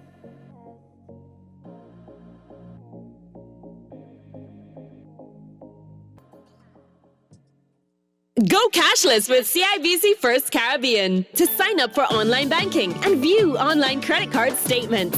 No need to wait for the post to arrive. Go paperless with CIBC First Caribbean. Online banking lets you access your credit card statements on the go. Visit CIBCFCIB.com to learn more today. Go cashless with CIBC First Caribbean. This is Guardian Radio, your station for up-to-the-minute news, intelligent, interactive, and engaging conversation. 96.9 FM.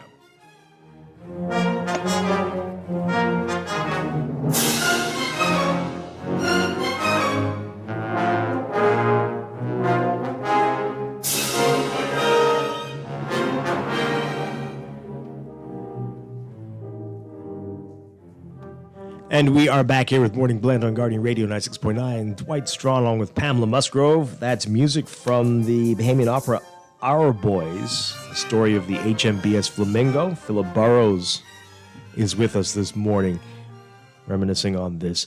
Were there people who were afraid or reluctant about this at all, who felt like it was too soon, that this story was too close to home, struck too close to home with the lives that were lost? Was there any of that type of feedback at all? I knew of none. Yeah, none at all. Nobody. Wow. I think everybody was proud that we were actually working on this. We got support that we could not have dreamed of. I mean, everybody was all on board. We had a great cast. We had 3 of our leads were from the U.S. and the other 3 or 4 were Bahamian, and it was so well received. It was just, we did it again 10 years later. Right. For an Independence anniversary. That production was done on what used to be the Le Cabaret stage. Mm-hmm. And that's when I saw it, actually. That was my time for seeing it. I was a little too young the first time. We had a Florida orchestra in for that one. Mm-hmm. And it has been well received. We've been asked about doing it. It's such an expensive undertaking. And, I must say the first time around, a lot of the money came from an individual who was our chairman, Winston Saunders. I mean, he was so determined that we get this done, and how important it was for theater, for the Bahamas. He was such a nationalist, and as I said, Cleophas, Winston, and I remember us actually traveling.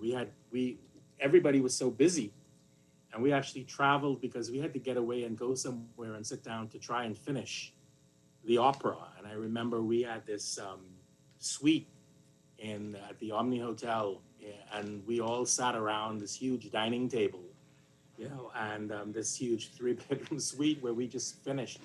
We pushed through to try and get it done, and we worked on it straight up until it was performed. It was quite an incredible thing, and as I said, we could not have gotten better response and cooperation from the Defense Force. Yeah. Well, let's talk about what's happened since then. Do you feel that the story has been sufficiently told? I am sure I know the answer to that, but why do you think we have not done a better job? Well, I think things come around. Kishan's exhibition was quite incredible. Right. And you hear things, there's so many little stories that you hear. Winston used to tell me a story about the fact that when the attack happened, the prime minister was not in the country. He was in England, and he was about to give an address in honor of Alexander Solzhenitsyn. And he had to leave. Adi Hanna was really handling things on the ground here, and he had to leave. And he had to leave his wife, Thea Marguerite, to actually deliver that speech, in London. So there were so many little things that pop up and things that you hear about that time and what was going on. And I think there are so many little stories that still can be told. The people on Ragged Island, the stuff that went on there during the strafing of the planes flying over and how low they were and all those sorts of things. So, we could only capture so much in the story. We changed the names of the people, but everybody knew specifically, who we were talking about, because we had to really create the two Marines, knowing that one of them was going to perish and one of them was going to survive. And it was an interesting time. I do think that it pops up every once in a while. Is there more to be told? Absolutely. There's so much more that can be told. I was happy to hear that somebody was writing a book, and there are so many stories. I've heard stories from Alan's Cookie's brother and other people who were able to let us know some of the specifics that happened on the book. It helped us with actually fashioning when we got around to the actual strafing and the actual sinking. Parts of the stories that we had heard helped us tremendously in putting what the text was going to be into the story, and the chaos that Cleophas created of that actual raid, with him actually using sirens within the composition of his music, was quite incredible.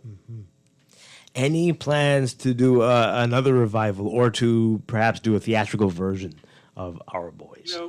We have talked about it. We've had somebody ask us about it. We got plans to do so many things. We just need money. Yeah. Is there a documentary on this? I don't know if there is. I haven't, not that I've seen. So on the actual Flamingo, or on the making of the opera. No, this entire story with the flamingo. I haven't seen one. I'm sure that some of the people might have done some stories, but nothing that pops into my mind as a definitive sort of documentary that takes us through. It's a great documentary to be made. Absolutely. So why do you suppose so, given the creative minds that we have in the country? Is it money with that as well? It probably is. I don't really know. I know that, somebody like Cable that does that's doing a lot of local programming right now would be an ideal thing to do. It would be costly. Of course it would be, because, you will probably have to do some recreation, which means, going out on the water. You'll have to do a ton of interviews. There are a lot of people around who are still, as you guys played a little earlier. So it's not impossible, and I don't really know why it hasn't been done. Because I think it's an incredible story, and you can pull in so many different aspects of our society into it, poaching and all of that. I think it's really an incredible story. I remember we were in a situation where I think the U.S. was really pushing us to condemn Cuba because of the political atmosphere in both places. But, the Bahamas was adamant, and I remember watching the news during that time and seeing Paul Adley go to meetings every day as the Cubans would fly in on a daily basis to discuss how this was going to be dealt with. And the Bahamas was very adamant in not going down the route of just making Cuba look bad at whatever area it was, because that's what the U.S. was looking for. Yeah. Wow. And to be sure that everybody was taken care of, and that some resolution was met between the two governments. Yeah, it's curious as to why we seem to be afraid to take that major stand. It'll be interesting to know that side of the story as well. Yeah, it would be. So, Philip Barrows, you're saying that if the funding was there, you would consider a theatrical version. Cleophas and I actually sat down, I think about maybe a year or two before his death, and we had come up with the budget because, as I said, somebody had asked us about it, and I think Winston had already passed, and Cleophas and I met at his house, and we walked through what it would cost. The cost then and the cost now is quite different, because of how much more expensive things are. But the biggest thing, of course, is an orchestra, and we don't have a local orchestra, so we knew what it was to bring in the orchestra both in '87 and again in, I think it was '93 or one of the Independence celebrations, and that's really, really a lot. Mm-hmm. And the way theater is right now, there's no way to do that without some sort of outside support. With Netflix having such a major international arm, is there any collaboration you think that can be done with them? Would you think they'd be interested in a story like this? Is there any possibility going that route? If any of those people felt that they could make money at it, they would be interested in it. So, it really depends on some producer looking at a story and thinking, is this something that will bring in the funds for us? Netflix is not going to touch it unless they feel that they can make money from it. Mm-hmm. I think it's a great story. Yeah, I think you can make money with the right story. Absolutely. Mm-hmm. So, there are so many stories to be told, and this one, I think, for us, it's probably one of the biggest national stories, and that's why when we were thinking opera, we were thinking, opera is such a grand and such a huge thing that we were thinking, what would be, when I was thinking about it, I was like, what would be the story? What would be the signature story that we could use to make this opera? And it was really a no-brainer when, I said, well, let's do The Sinking of the Flamingo. Right. And that was, everybody just jumped at it after that.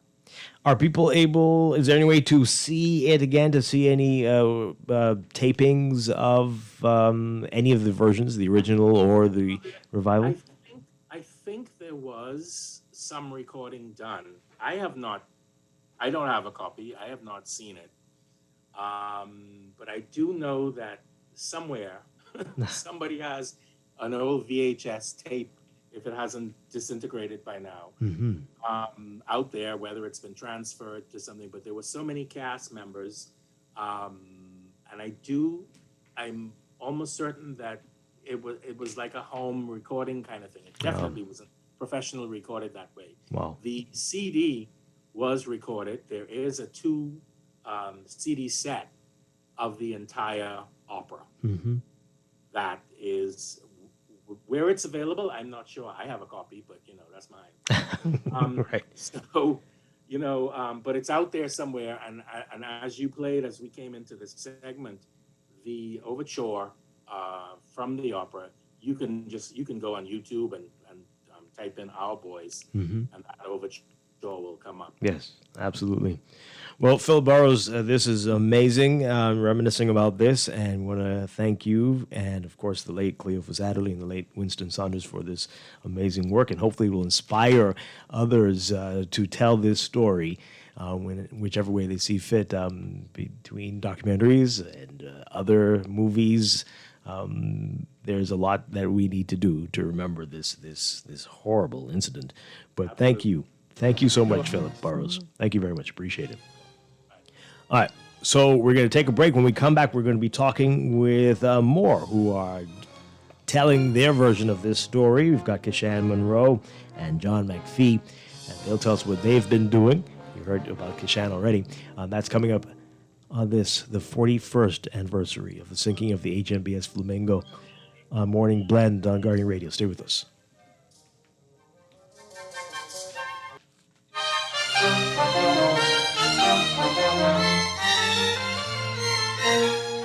Imagine.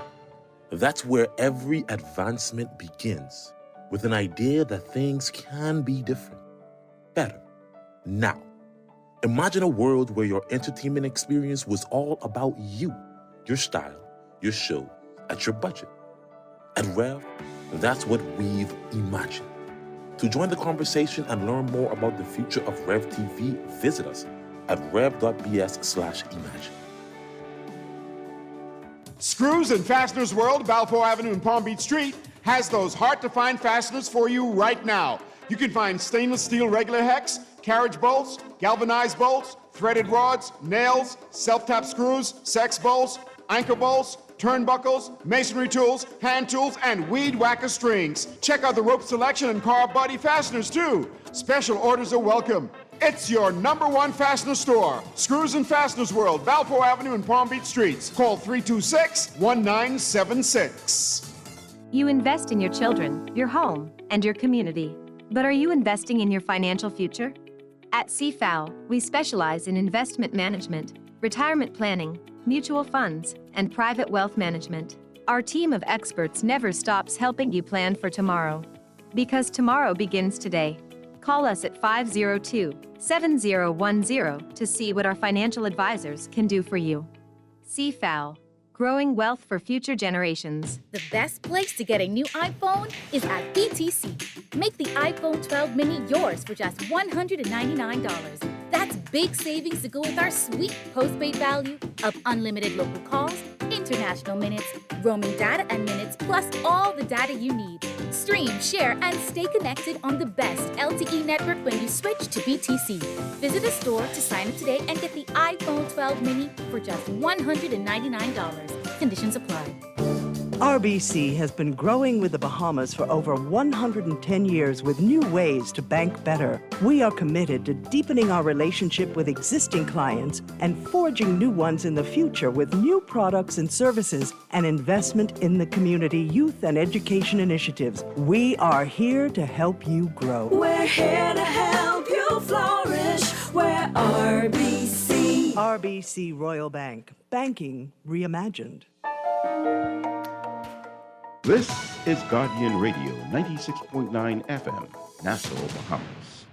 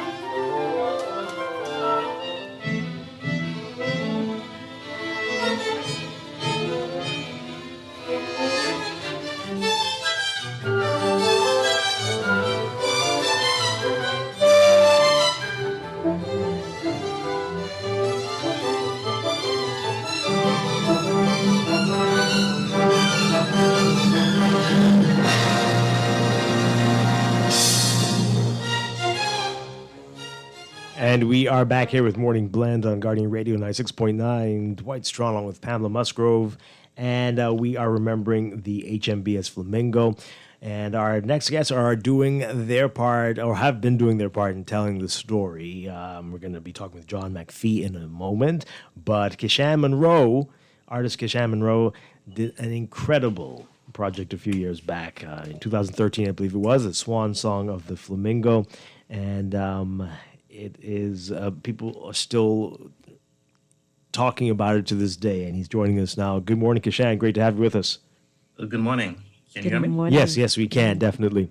All right, so take us back to what inspired you to use art to tell the story of the HMBS Flamingo. Well, I've been an artist for quite a while, and I was engaged in a project entitled the Universal Human Experience, where I set out into the world, and it was my goal to document cultures, conflicts, and resolutions. So I left from South America because I had an accident. I came home to regroup for a little bit, and it was my intention to go back to South America to continue. So I always jumped over Cuba for some reason because Cuba is always there. It's right there, right? And so I always took it for granted. And something just told me, start researching Cuba, Bahamas conflict. And then I started coming upon the Flamingo incident. And the more I read about it, the more I realized how close it was to my family history. My family is from Ragged Island, right? And so the more and more I probed, the more I realized that almost all of the persons that I needed to speak to are like my relatives, right? Because at one point, Ragged Island basically was invaded by the Cuban military. Wow. And so the only person on record to have given an account or eyewitness account of what happened in the international news was my uncle, right? And so I have always been using art as activism, right? To basically bring about some sort of acknowledgement, reconciliation for cultures that are involved in some type of conflict. And so when I came upon the Flamingo incident, I basically started traveling to Cuba. Instead of going to South America, I focused on Cuba. So I took about 3 years doing my investigations where I traveled between Nassau and Cuba, and I worked with social scientists. I worked with Cuban and Bahamian artists, musicians, visual artists, dancers. I worked with the National Ballet of Cuba, for example, right? And so it was a very stimulating process. It was a very enlightening process because the more I learned about Cuban culture, the more I learned about Bahamian culture, and the more I learned about both histories as well as my own history, my immediate family history, because for so long, during my entire life, I had never heard about it. My family never spoke about it, Wow. right? Mhm. Because persons I found were still traumatized because Castro was still alive at the time that the show went up in 2013, right? So when I first started investigating it around 2010, everyone was asking me, are you sure you want to be doing this? Oh, I really? don't advise you to do this. Do not go to Cuba. If you get locked up in Cuba, nobody's going to be able to get you out.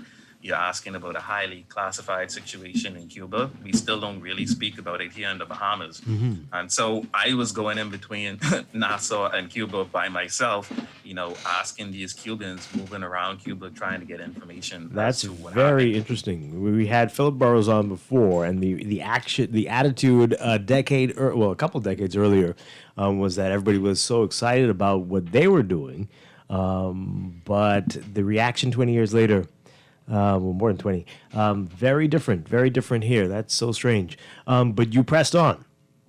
Yeah, exactly. I've been dealing with controversial issues for a while. Like I said, I was traveling throughout the Americas, dealing with protests, being in places that's not the safest to be. I basically parked throughout the Americas for 2 years by myself. So at that point, I wasn't really too scared to do a lot of things. I was younger, obviously. And so it became kind of second nature, right?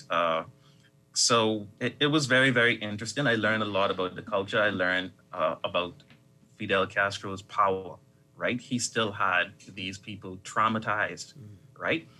He was this figure that stood up to the mighty United States of America and survived, right? And so people were asking me, is this the institution or the state that you want to be challenging to a certain degree, right? Because it had not been spoken of. They had been having ceremonies annually, right? But for example, one of the men who died in the line of duty, his daughter was in my class. She graduated with me. And every year I knew that she would leave for one day, but I never knew why. And then it was only until I started investigating this situation that I realized it was the anniversary, right?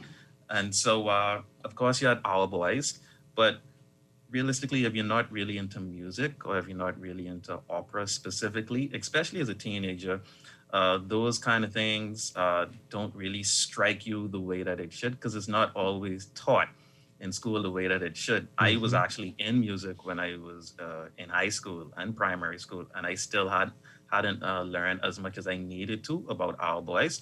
And so I think that is something that educators, we need to do a better job of really respecting our artists, acknowledging our artists, and being able to not only tell the story of these histories, but also the stories of the artists, right? Because in telling the story of the artist, you actually tell the story of their history, like Cleophas Adley, who was a part of my project. And for that very same reason, to pay homage not only to the singing of the flamingo, but to his contribution through his creative efforts in order to preserve that part of our history and to make it palatable, right?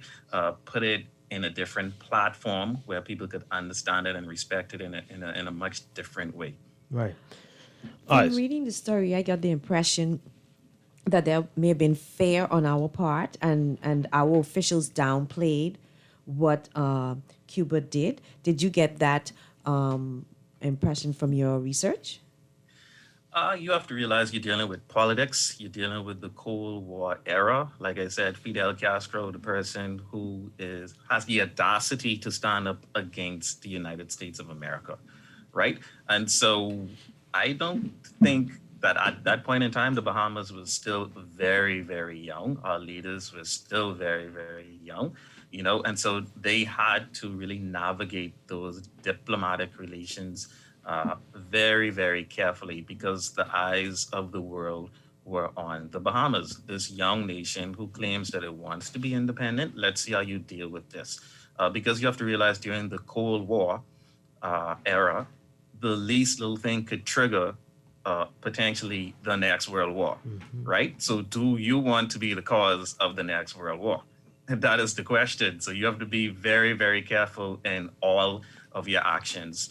Flamingo was one of, I think, the first 4 boats that came into the Royal Bahamas Defense Force. So realistically, what are you going to say, right? How are you going to really speak out? Because you don't really have the military power to do much. You're still relying on your big brother, your big sister, United States and Britain, right, to come to your rescue, so to speak. And so you want to exhibit as the newly independent Commonwealth of the Bahamas, that level of maturity, political maturity, that level of independence. And I think they did a good job considering the challenges that they had at that point in time. You have to realize that we are in the information era. Back then, they had the radio, Morse code, stuff like that. Right. So information was not coming as freely. A lot of persons in Providence, they thought that the Bahamas was being invaded by Cuba, right? And so there was panic, there was fear, right? And so as a leader, and in fact, Finland was not even in the Bahamas. Right. And that's another thing, right? And so you're somewhere in London and your country is under attack.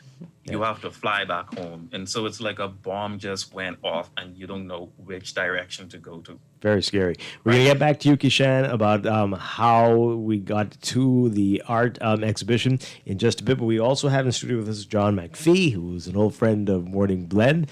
Haven't heard him much. I guess you've been very busy. But you're working on a book about the flamingo. And I didn't know this, but you used to be in the Defense Force. Yes. Good morning, Bahamas, and good morning, Dwight. Happy to be back. Pam, good morning to you too. Good morning. Yeah, I did serve in the Defense Force, so I'm taking in all of this, and this day is also pretty someone for myself. I am currently my book is currently at the publisher, and we haven't selected one yet. We just have 2 of them looking at it, and then we'll make a selection in the next couple of days. But most importantly, just grateful that I had the inspiration to be able to do this work. The title of the book is called The Final Sunset, and it should be out by the fall. Now, what inspired you to write it? And tell us, is it a novelized version of it, or is it just you telling the facts? Tell us more about that. It's a lot of those things combined. It's historical. It's written in novel form. It captures a lot of what the artist was just talking about, the politics of the day. It captures the actual socioeconomic times. I think a lot of Bahamians, when we approach the story, we tend to dive right into the sinking, and we tend to be one-sided in our focus. My attempt is to create an account of the story so that if in, say, 100 years, somebody picks up a document or my book and they want to put themselves in that time, they would be able to understand the broader picture. For example, you ask the average Bahamian who was the leader of the opposition at that time. They wouldn't be able to tell you. Most people don't know that Norman Solomon, this day back, 41 years ago, was the leader of the opposition. Most Bahamians also don't know that 41 years ago, the Free National Movement was the third party. Yeah. So that's the context we're taking to be able to give you the opportunity to see the broader picture. Sorry, go ahead. No, Dwight and I were talking about off air. Like, the story, you have to be a good storyteller, and it has to have meat. You don't just get right into the sinking of the ship, but, you have to tell the lives of the people involved and other aspects of the community that was going on during that time. Absolutely. In fact, one chapter in the book actually tracks the entire journey of the Flamingo and Marlin from their shipyard all the way back to the Bahamas. And what I found was unique about that is their journey was very similar to the trip that Columbus made. They made some of the very similar stops. Oh, wow. So it's a very good historical account, but it also looks at the 80s and that time frame in our life as a people. What was important to me is when crisis comes into the making of a people. Sometimes a lot of things are already going on that crisis adds to. And in this particular context, when you look at the 80s, in my view, my book projects the 80s as the most consequential and most challenging years for the Bahamas in its entire history. Because when you put together the fact that a short time later, about 1981, we had a commission of inquiry around about that time that captured the drug era in our history. If you look at our banks at that time, our banks were corrupted at that time. There was money laundering going on. If you look at that time, Brian Ross was months away from releasing his famous documentary on Nation for Sale. In a year's time post the Flamingo incident, the doctors in New York announced that AIDS was officially an epidemic. And as we track through that time, you see that a small nation had so much to contend with, to deal with. Literally, we were at a stage where we could have lost it all. Our religious institutions were even challenged. We had babies being born on crack cocaine. We had babies being born a short time later, the AIDS epidemic tied into that. Boys were going out, families were going out on drug trafficking trips and not coming back. Daughters were in crack houses. It was a very, very critical time for us, and it's only by the grace of God that we actually made it through those 10 years. Wow. Wow. All right. How do both of you get your opinions on this? There seems to be a dearth of stories about this. We've not done the best job in telling this fascinating, unbelievable tale. Why do you think that is? What's is it like you talked about earlier, Kishan? Fear? Has too much time passed now, and the younger folks don't even know about it, that there is a potential massive tale to be told here? What's happened? Why? How did we get to this point?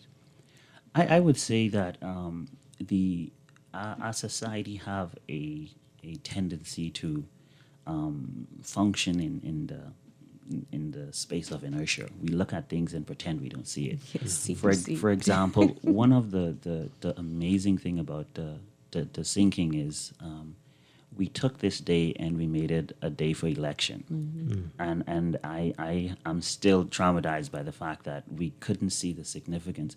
When I look at the latitude, the longitude where this incident took place, to me it's sacred. The day is sacred, and I concluded that in our entire history, where we talk about majority rule, where we talk about any of the significant political or religious occurrences in our history, no single day in no single place had so few people done so much for so many. And when you look at that, you have to try to understand why, as a people, we've not treated it like that. And I believe that our leadership to this current day has been a part of downplaying the significance of it, because if that was the case, we would have never had an election on this day. I believe that this is a day when, like any other day, whether you talk about Normandy or when you talk about any of the other great military occurrences in the life of a people, this was one of our greatest moments. Yeah. This was one of our most tragic moments. And I'd like to see that going forward, and I'm beginning to believe that going forward when I talk to Bahamians, when I talk to people about my book and the interest that is generated by this new generation, I believe that, like, for example, my son is he's a final year student at Savannah College of Arts Design with a degree in sound engineering and movie production, and he and I are talking passionately about finding a way. You mentioned earlier about Netflix and their interest in the geospecific content, which is producing content specific to whether it's the Caribbean or Latin America. And one of the regions that is falling behind right now is there's a very little Caribbean content, and we're passionate about trying to find a way to see how best we can get this particular story to be a part of, and whether it's Netflix or HBO or one of the, but the content and possibilities. Yeah, Kishan, what about you? What do you think? Why do you think we've struggled? It seem to be struggling with getting this story out. Well, I'm glad that he just mentioned that the 10th was actually, they use it kind of as a political football. And the reason why I'm glad that he mentioned it is because maybe it wasn't dealt with because the right persons or the right mindsets weren't trying to deal with it. When you look at history, when you look at Pablo Picasso's Guernica, right? A politician didn't deal with that, right? It was the artist who took it upon himself to really make that statement. So the artist isn't really tied to a political party, so to speak. They make statements, and that's a part of what they do. They are activists. They activate the spaces in people's minds. They understand the psychological effects of colors and of shapes, sounds, etc., in order to get their points across. And that is what you need. That is what Cleophas Adderley, Philip Burrows, Winston Saunders, that's what they did. That's what they continue to do. That's what we do in movies. And so I just feel as though everything happens in its time. Maybe the politicians weren't best suited to deal with it. There were certain things that obviously they could have done, but obviously, there are things that artists know how to do better. And I just feel as though the artist is equipped to really take these certain situations and really package them and make them palatable. And so it is seen for the significance, such as the Flamingo incident, so people can see the significance and really appreciate it without any other baggage on the side. Yeah. All right. So I know you've got, this was 2013 when the exhibit debuted, but today is significant for you as well, Kishan. Tell us about what's going to be happening. Well, today there's going to be a closed book launch. The reason it's closed is because obviously the COVID-19 protocols, so we can't really have gatherings, so to speak.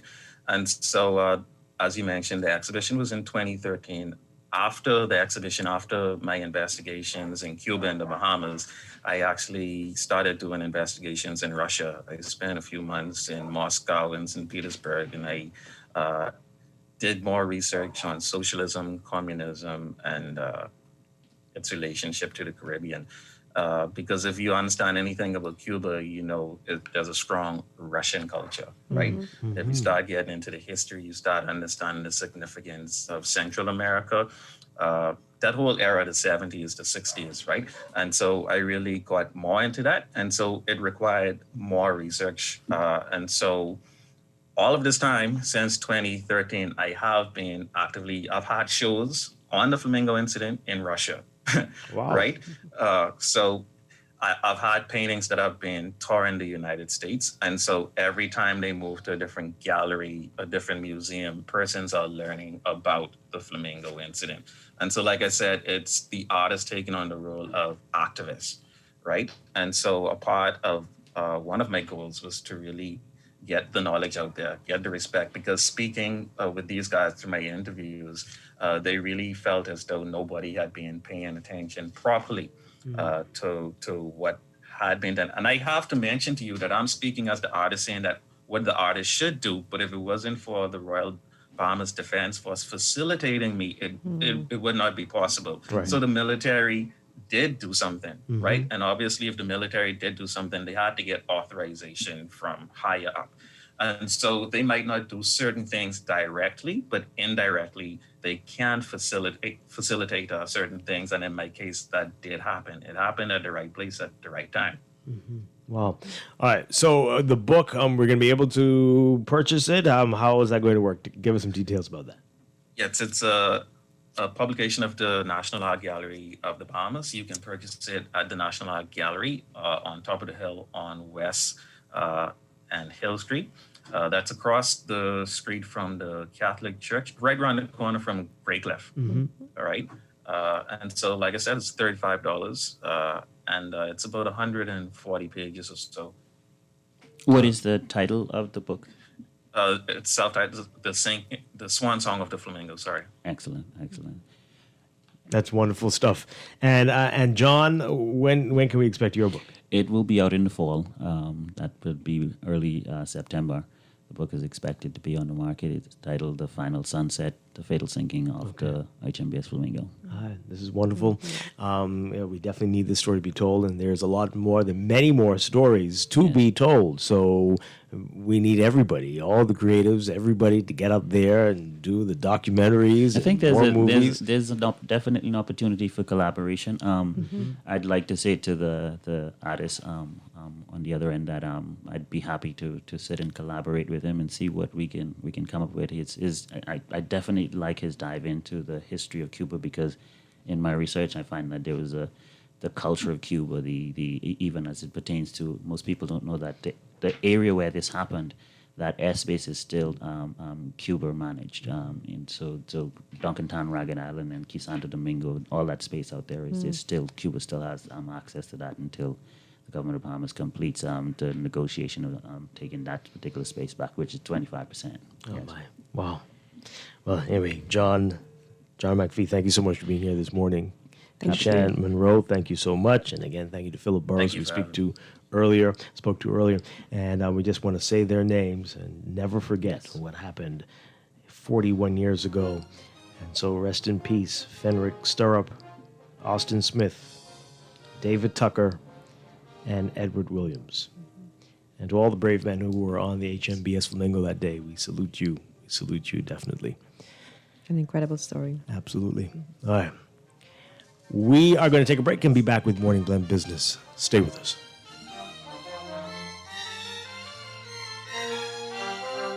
This is Guardian Radio, 96.9 FM, Nassau, Bahamas. The views and opinions of the hosts and guests are their own and do not necessarily reflect the position of the management and staff of Guardian Network. Wake up, it's a new day. Wake up, it's a new day.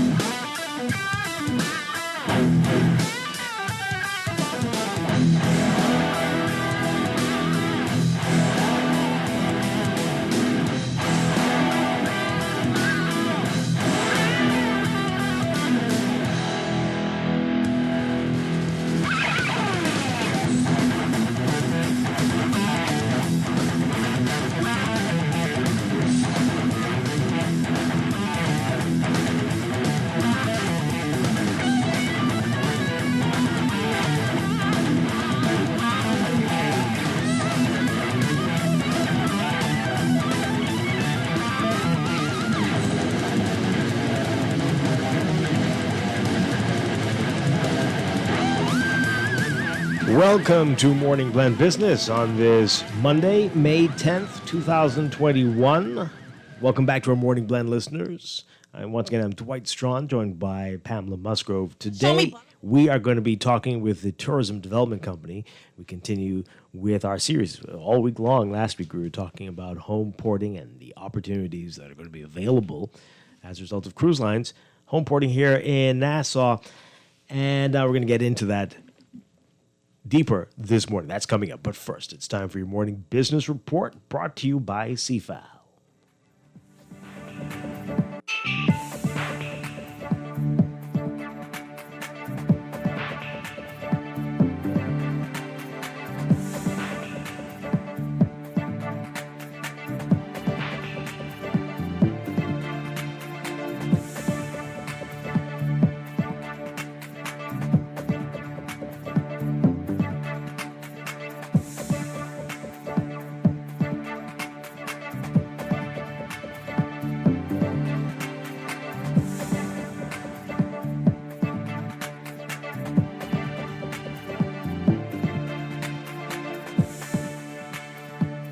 In your morning business report, Bahamas Hotel and Tourism Association President Robert Sandy Sands explaining that cruise line home porting in the Bahamas presents an opportunity to fill 30% of hotel rooms that often earn no revenue, and added that the country gets one bite of this apple to prove to cruise lines that home porting locally can be a long-term viable option for them.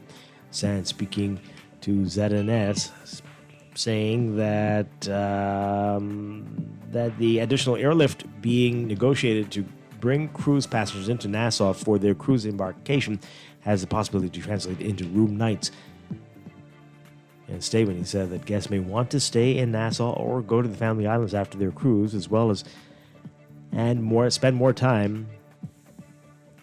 The more time the ship spends in the Bahamas, the greater the demand from local services. Sands says home porting is welcomed and represents good news for the country. He said tourism officials have not always been on one accord with the cruise lines, but he touted this move by Royal Caribbean and Crystal Cruises as a game changer. Read more in today's Guardian Business section. Finco closing its first quarter with net profits down more than 60%, according to its recently released unaudited financials. Total comprehensive income, or for the first 3 months ending January 31st, hovered just above $4 million, a stark contrast to the $11.08 million reported for the same period in 2020. The loss, according to Finco Chairman Robert Johnston, is indicative of the impact of the COVID-19 pandemic on the overall banking sector in the country. So the decline in profit is predominantly due to the higher provisions and, to a lesser extent, lower interest revenue. The bank's capital ratio continues to be strong, he says, and above regulatory requirements at 45.55%, and is comprised of mainly Tier 1 capital. The Stop Disney Last Chance for Lighthouse Point campaign publicly releasing its review of Disney Cruise Line's environmental impact assessment for its proposed cruise ship port at Lighthouse Point in Eleuthera. It states that Disney neglected to include several key components regarding the economic impact of the project, climate change risks, and risk mitigation for COVID-19 and future pandemics. The Stop Disney campaign, which comprises Re-Earth, Brief, Save the Bays, Waterkeepers Bahamas, Waterkeeper Alliance, and Friends of the Earth U.S., has led the charge in attempting to get Disney to reconsider the size of its project or possibly scrap the project altogether. And Fusion Superplex says it's looking to employ 30 more staff members as it seeks to expand operations to include indoor dining.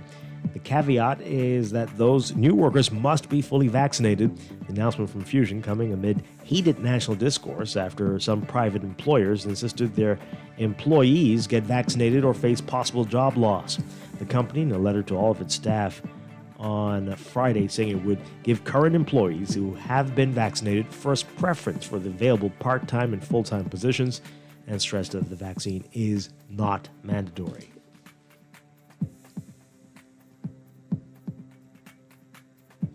Overseas, British Prime Minister Boris Johnson expected to give the go-ahead for a much-missed human contact, like hugging, when he announces the second round of lockdowns easing later today in the wake of a sharp fall in new coronavirus infections. The UK is now recording around 2,000 new coronavirus cases a day, compared with a daily peak of nearly 70,000 in January. Daily deaths have also plummeted, with only 2 recorded on Sunday. The country's alert level was also lowered to level 3 from 4 today, following a consistent fall in cases, hospital admissions, and deaths. This means that transmission of the virus is no longer deemed to be a high or rising exponentially, though it's still being in general circulation. While hugs between households will be allowed again beginning May 17th, Johnson's expected to stress that they should be done with care, given concerns about new virus variants that could bypass some of the immunity provided by Britain's successful vaccination campaign.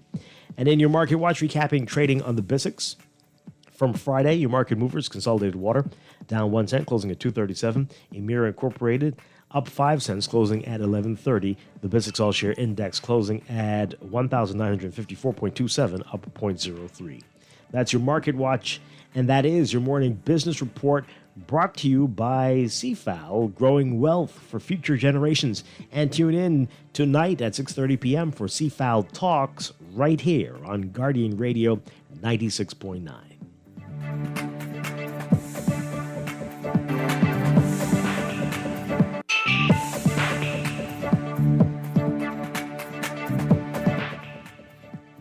You're listening to Morning Blend Business, brought to you in part by Cash and Go. Now with over 8,000 active users in our handy mobile wallet, no need to wait. Just log on and get going with Cash and Go.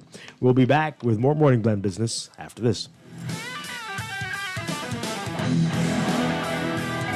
Hello, sir. Your credit card bill is due. Hello, sir. It's time for your monthly loan payment. Tired of creditors pounding at your door? Sign up for a debt consolidation loan from Fidelity Bank and consolidate your debt into one low monthly payment. What's more, you will also earn interest on a built-in savings account. The pandemic has curbed many freedoms, but at Fidelity, our focus is to help regain your financial freedom. Visit a branch or speak to Fidelity Bank at 356-7764. COVID safety measures in place at all branches. Fidelity, we're good for you. You invest in your children, your home, and your community.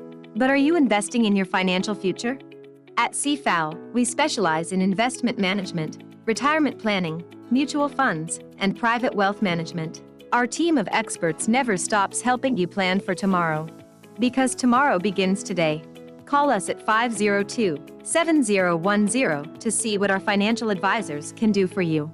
CFAL, growing wealth for future generations. Our clients can now purchase gift cards for that special person right in our wallet. It's easy. Simply log in and select from our wide selection of international gift cards today. Our clients can now purchase gift cards for that special person right in our wallet. You can do it at Cash and Go. Pay all your bills at Cash and Go. Send your money from Cash and Go. Top up your minutes. Cash and Go. Pay insurance at Cash and Go. 9 a.m. to 5 p.m. It's at Cash and Go. This traffic report is brought to you by Shield Insurance and Prudential Loss Adjusters. And now many are back on their way down. It's been really a challenging day for Glasson Road and Savannah Highway this morning. Unfortunately, those lengthy lines are taking much longer to dissipate over there. Moving on to the main roads and those exits at the intersections of both JFK and Tollingsville and Darling have been extremely busy. And there wasn't a timely exit. So the result was those lengthy wait lines that you got up there today. East Street from the south got really built up getting into that Independence Drive roundabout. And Independence Drive traffic is still heavy in both the west lanes heading into Blue Hill Road and the east lanes heading into East Street. West Bay Street ride-in finally got really busy out there. From as far back as that West Bend is a slow ride getting through the Saunders Beach roundabout and onto the city. Still challenged on the Eastern Road getting out of there. It improves once you get past Blair, and familiar morning delays are all over the place, like on Soldier Road into that Wolf Road intersection and Marathon Road, the north lanes heading into the city. The morning commute just about over though. Your routes are on the way down and getting ready for that daily routine. The exit from Carmichael Road, it's improving, mind you, still slow, and that's slow up on top of the hill at Blue Hill, heading into the Tonnysville and Darling roundabout below. Well, possibly it's going to be that way for most of the day. This National Traffic Report of this hour being brought to you by the folks at Dr. Danny Johnson and Associates at Foot and Ankle International, who offers the simplest and safest treatment for foot injuries, ingrown toenails, corns, heel pain, and more. Visit Foot and Ankle International for relief. They're located Dean's Lane atop the hill at Fort Charlotte. Call them at 322-5402. That's 322-5402 for more info. With your Riders Guide, look at traffic in real time. I'm VA Double Ed.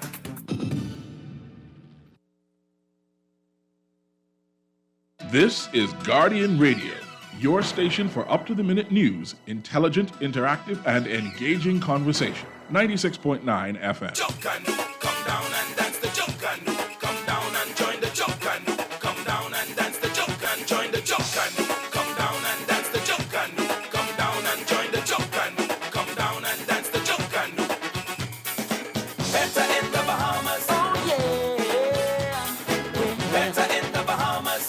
Better in the Bahamas. Better in the Bahamas. Oh yeah. Better in the Bahamas. Come on down, take a look and see the beauty of our. We are back here with Morning Blend Business on Guardian Radio 96.9. Dwight Strachan along with Pamela Musgrove. And we have been talking about this quite a bit over the past few days on the show, home porting, and what should be our strategy. Hoping to hear from you all about that. But today we're going straight to the Tourism Development Corporation about this. And very pleased to have back with us Janet Johnson. And also with us this morning, Senator Reynard Henfield joining us. Great to have both of you on with us this morning. Welcome. Morning. Good morning, Dwight. Good morning, Ms. Johnson. Good morning. Good morning. All right. Janet, I hope you will indulge me here, but you sent me your home porting strategy and the executive summary. I just want to read a line from it. I think this is very important. It says, we are running out of time. We have 2 months to prepare the population, work with entrepreneurs, restore the heritage sites, and put a maintenance plan in place. Each island needs a gap analysis, and we need to identify the opportunities. The work we expend here will help us diversify the tourism economy by strengthening the linkages with our sector's mammoth task. And this is what we've been talking about over the past few weeks. Are we doing this? Is this happening? Let us know where we stand at this point. Yes, work is going on. We're planning a major training exercise and getting everybody ready. It's a huge wake-up call to our entrepreneur section. In addition to climbing out of the pandemic and getting back to business, not business as usual, of course, we're also having to get ready for the most exciting initiative to hit our shores in a long time.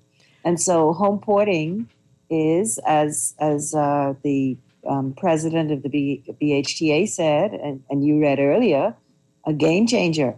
And we're very, very excited about that. Also very excited that Senator Henfield has been on board for almost a decade promoting this. And he'll tell you his story. It's very interesting having him as a partner in this to help to move the country along and to bring it to a point where we're refreshing and upgrading and looking at what we have and improving it. I know home porting is the new buzz. These are the new buzzwords. But shouldn't all of this have been done, or the maintenance of these activities prior to the announcement of the home porting for the many stopover visitors that come to our shores, and some cruise ship visitors that have been coming to the shores? Well, it's a work in progress. We have been working very closely with the entrepreneurs. It's also been a situation of survival, because maybe some of them did not survive the pandemic, and now they're trying to fortify their operations and to be able to come out of this reevaluating what they have and trying to be able to cater to the new norm. It hasn't been easy, but they some of them have stayed the course, some of them have fallen away. And we hope that those who have stayed the course, that we are able to help them to be able to grasp this new opportunity and do it in such a way that it's sustainable.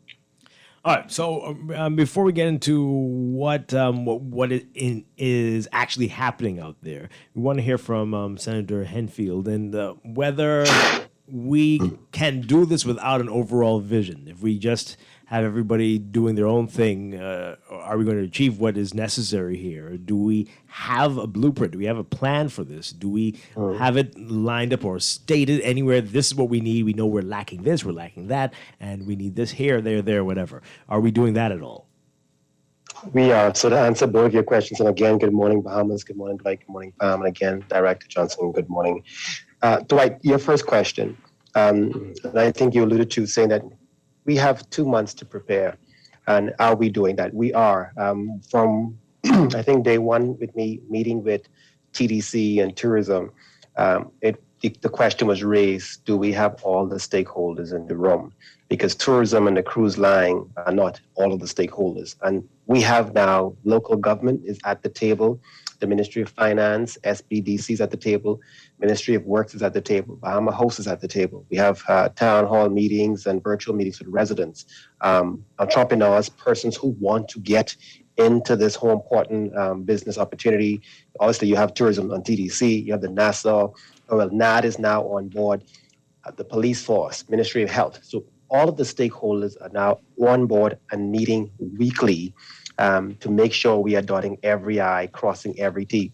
But for the first time, we also have the tourists on board. Every week, I engage with the tourist persons who have already booked and are coming in to find out what is it you want, what you're looking for. And one of the things that stands out every time you hear them is they want seamless, safe travels, and they want to spend. They want to spend their money. And one of our objectives is, how do we get every single dollar out of these tourists to be left in the Bahamas before they leave? So we have every stakeholder at the table, Dwight, and we are making progress daily and weekly. And to Pam's question, shouldn't we have been discussing this thing earlier? Truth be told, and I think I can say it, the truth is, Pam, a year ago, this home porting initiative was not on the table.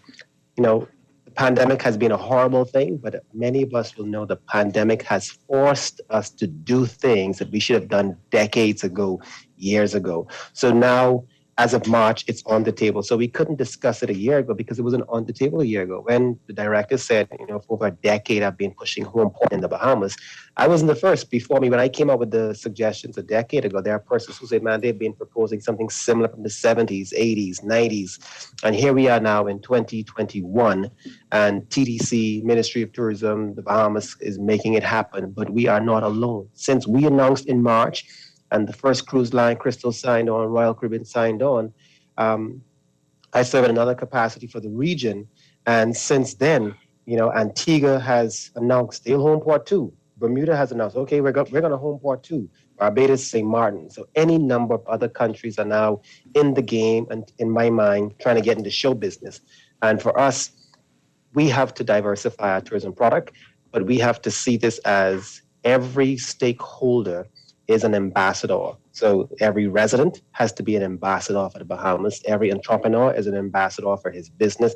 Every island these cruise ships go to, the businesses and the individuals there, we have to see each of us, all of us, as ambassadors, and we have to put on a great show so that once they come into this country, starting in June with Royal Caribbean and in Crystal Cruises in July, that, like Janet does say to me, going beyond the Bahamas is just beyond it. Why would you want to go anyplace else? So we have to do that wow factor. And Dwight, yes, there is a strategy. Yes, there is a plan.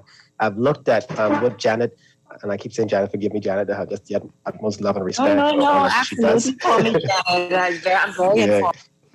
Great. So Janet, those have a great strategy with all the stakeholders at the table. We have tweaked that over and over to perfection. And you can never get perfection, but every week we are meeting and tweaking how to make it better after hearing from the cruise lines, hearing from the guests, hearing from the entrepreneurs, hearing from the residents, and we're making sure we have everything covered. So Dwight, Bahamas, yes, there's a strategy.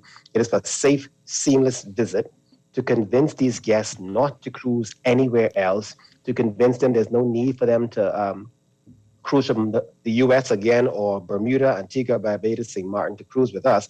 And that as locals, we have to improve on our product, not yearly, every 5 years, but every week. When that ship goes out on Sunday across the Bimini, across the Eleuthera, Long Island, Exuma, San Salvador, that whole week, we are now tweaking every day at every stop. Now, what do we improve on for next week and the following week and the week after? And how do we extract every single dollar from these guests? So to my mind, Dwight, I believe we can extract a minimum of $1 million every week directly in our family islands, and no more of that trickle down economics nonsense that send the tourists into the family islands, empower these residents to make the money and improve just how we do business. It's showtime. So I hope that helps and answers the questions, Dwight. Okay. When I think about home porting, I'm thinking about increase in stopover visitor, albeit a shorter period of time. So the average stopover visitor may come 3-4 days, maybe 5 days out of the week. Now with home porting, it may be overnight or maybe a day and a half that they will come in order to go on the ship. So my point about us doing this is not necessarily just starting during the pandemic or just before the pandemic. The home porting is just it allows us to increase stopover visit in order for persons to go on the ship. So we should have been doing stuff as a part of the overall plan way back then for stopover visitors. And then to the next point, what if Royal Caribbean or Crystal Cruise decides, you know what, after 6 months, we won't continue this? Just hypothetically speaking, are we going to stop all that we are doing to prepare for home port, or is this something that can be continuous because we do have stopover visitors that will need these services, and we do have cruise ship passengers that we want to increase their spend on the islands? If I may take that, this is ongoing. We're improving the vacation, the visitors' vacation experience. Our mandate is to try to get as many passengers as possible to disembark the ships and to have the product that they would wish to purchase. So we are talking to the vendors, to the stakeholders, to get them to understand that they need to look at what they have, and does it meet what the visitor wants? And so we're having very, very frank conversations, and our training modules are geared in that way. Prior to the pandemic, our service levels had fallen off. We were not doing very well with the way we were conducting ourselves with on the service levels. That has to change. We have to be giving good service. The buzzwords today are the customer experience. The buyer is in charge. The customer is king in a big way. There's been a paradigm shift. And so the customer is able to go online and research destinations where he wants to go. He can see in online forums what a destination is doing. He can visit TripAdvisor and see what the comments are from like-minded visitors that have gone to a destination to see what their treatment has been and what their impressions have been of that destination. He can make a decision. The buyer is in control. So,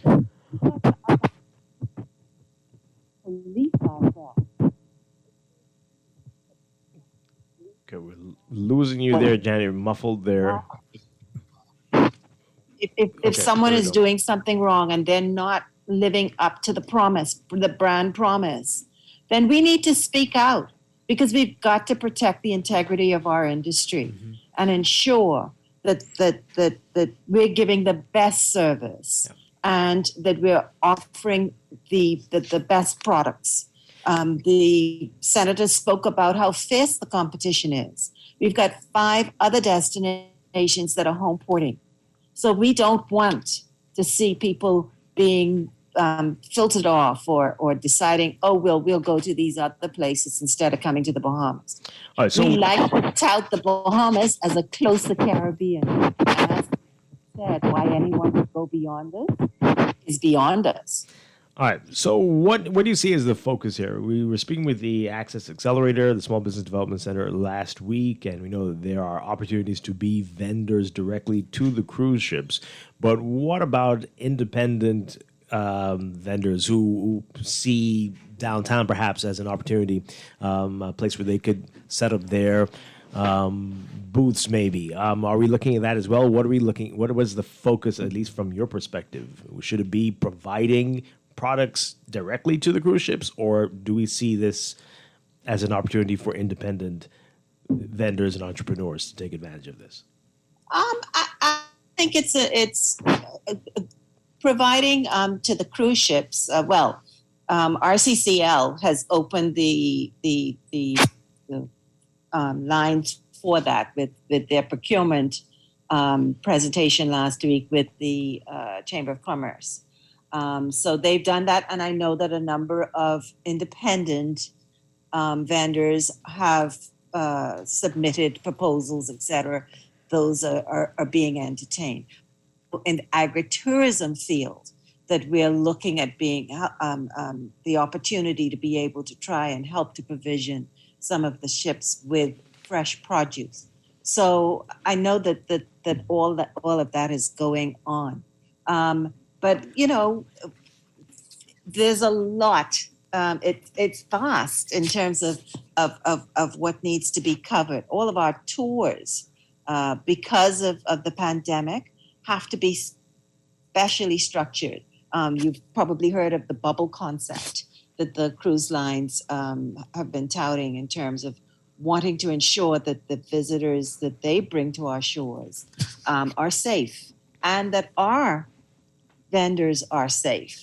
So, being able to contain those sorts of things and also being able to explain to a lot of vendors that may not benefit at the very beginning that it will come, but we've got to work with this. Now, I believe that Crystal Cruises is doing 16 tours. So Ms.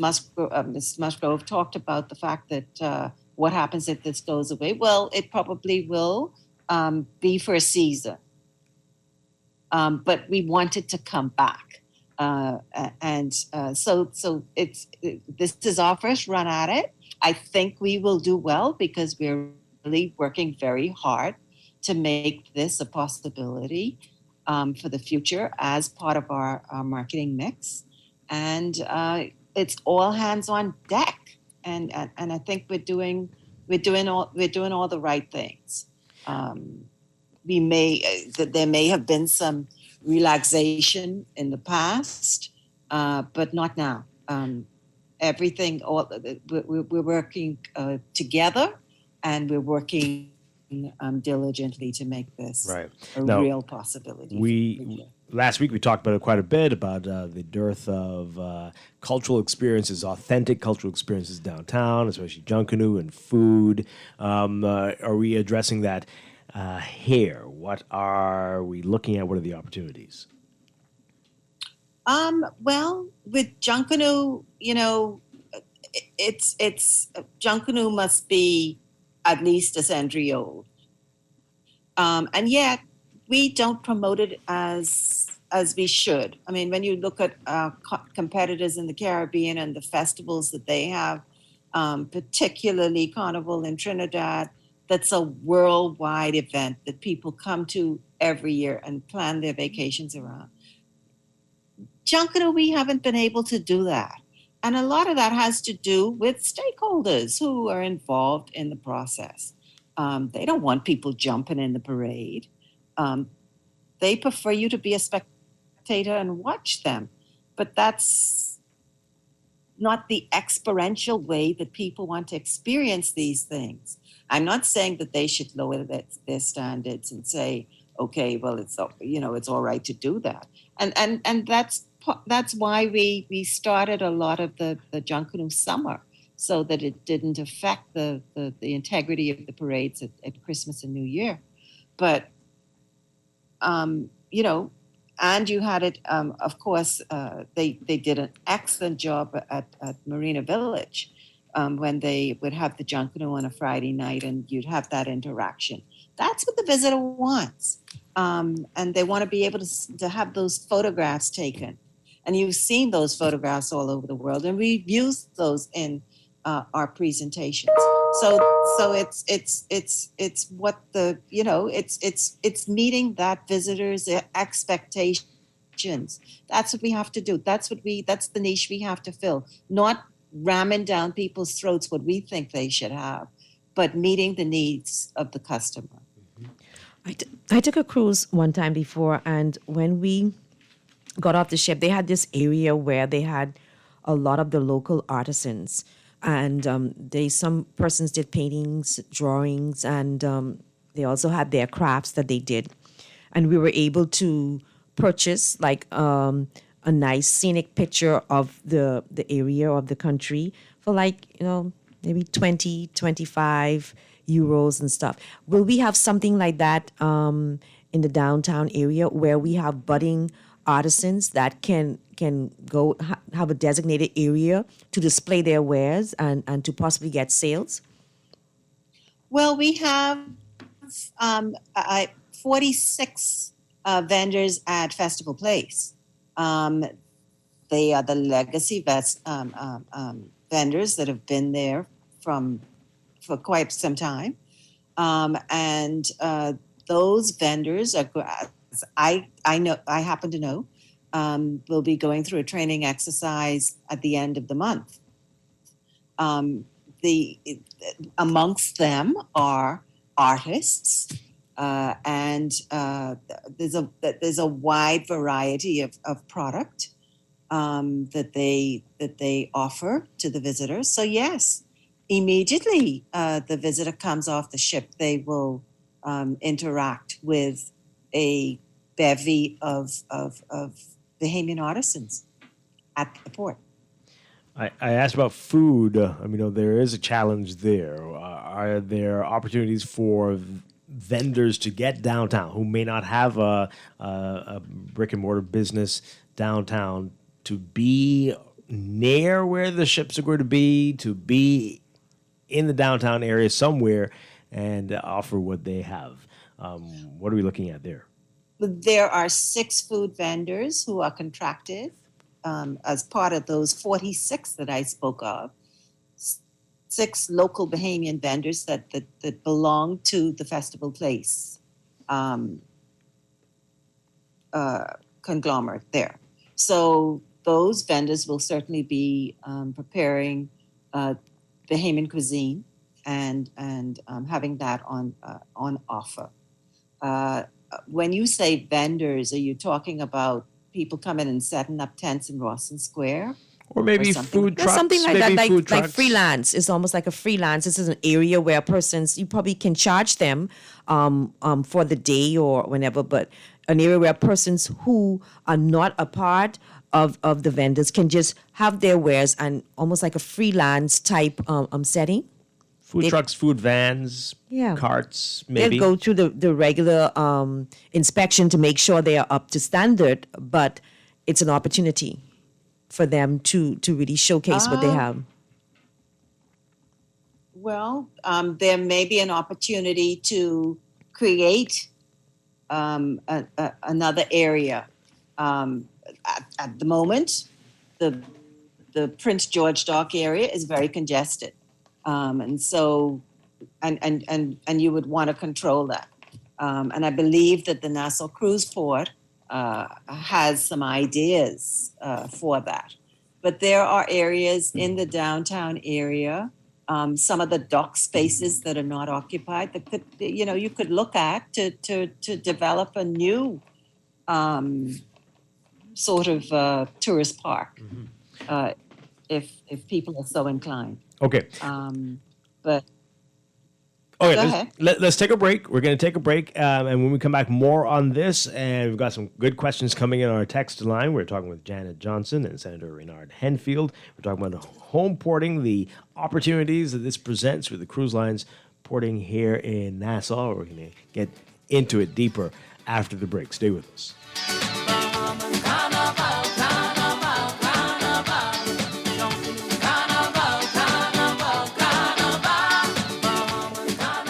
of banks forcing you to use technology to bank the way they want you to? Your convenience is important. So no matter what your banking needs, Commonwealth Bank's friendly staff are always available in branch for that personal one-on-one service. But when you choose technology, our online and mobile banking app offers you state-of-the-art functionality. The choice is yours. Commonwealth Bank. Bank the way you want. Beulah gal, can you believe this? We are now the patrol queens of the neighborhood. We now large and in charge. So we need to check out what's going on in everybody's yard. What about that gun that we know that Junior and his homeboys just ran out? Can we report that too? Of course we can. But we could be in deep trouble if they find out. We need to report what we see, Beulah. When you call Crime Stoppers, they just answer your call in Miami. So then we can report everything? Guns? Where they hiding the drugs? Who shoot who part of which gang? Or who disturbing the peace with the loud music and the motorcycles? Then our neighborhood will be the best in the Bahamas. And everybody gonna want to come live here. And then our house price will go up, gal. So what we waiting on? What's the number? If you see something, say something. Let us all pitch in and stop the crime before it's your time. Call 328-8477 from Nassau or 242-300-8477 from the Family Islands. Or text us through the Crack Crime Bahamas app. Stop the crime before it's your time.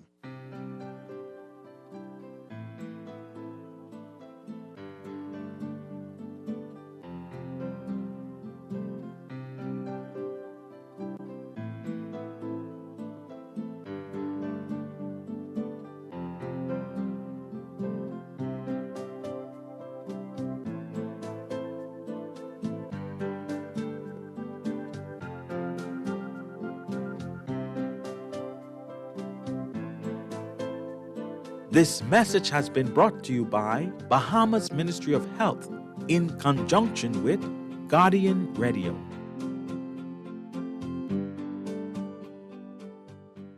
This is Guardian Radio 96.9 FM, Nassau, Bahamas.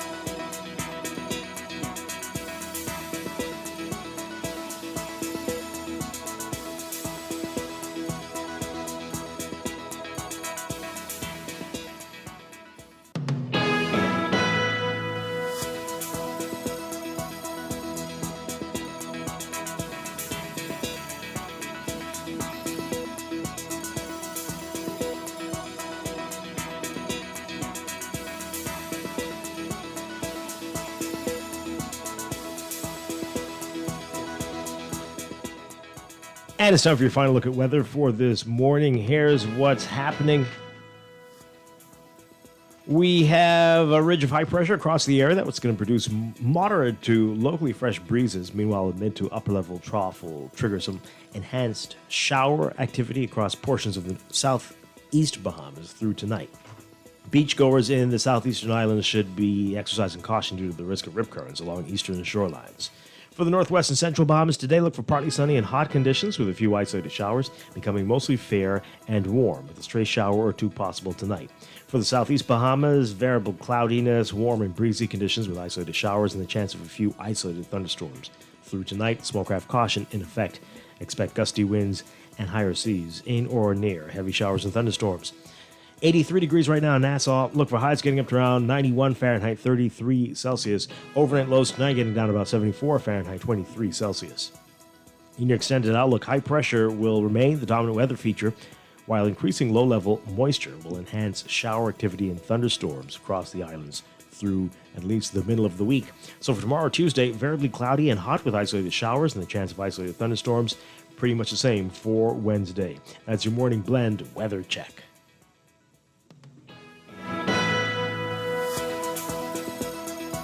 This is Guardian Radio 96.9 FM, Nassau, Bahamas.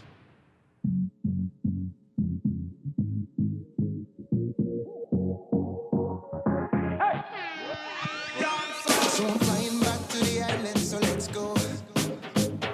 When you're heading big, that drum and calypso. Na na na, there's a party going on.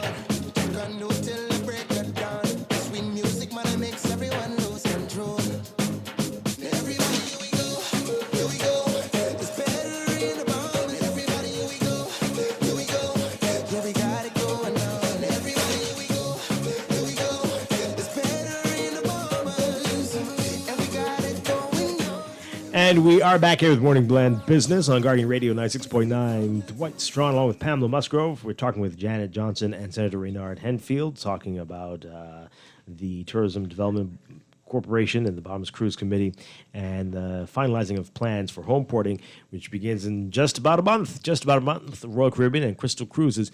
So getting back to what we were asking before. So if I am a vendor, if I have a food truck, I've got my unique product and I'm currently on maybe Carmichael Road or somewhere out there, and I'm like, this sounds like a great opportunity for me to showcase my unique Bahamian product, my unique food experience.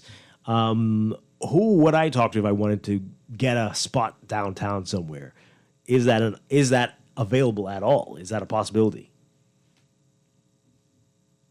Well, they would certainly need to reach out to the TDC, to Tourism Development Corporation. We can then make the inquiries. I believe that the permission to come downtown rests with the Royal Bahamas Police Force. So it depends on what those plans are and how they're being advised by the Downtown Nassau Partnership. So I don't think that you can just come and appear, but you can certainly inquire, and we will facilitate those inquiries for you.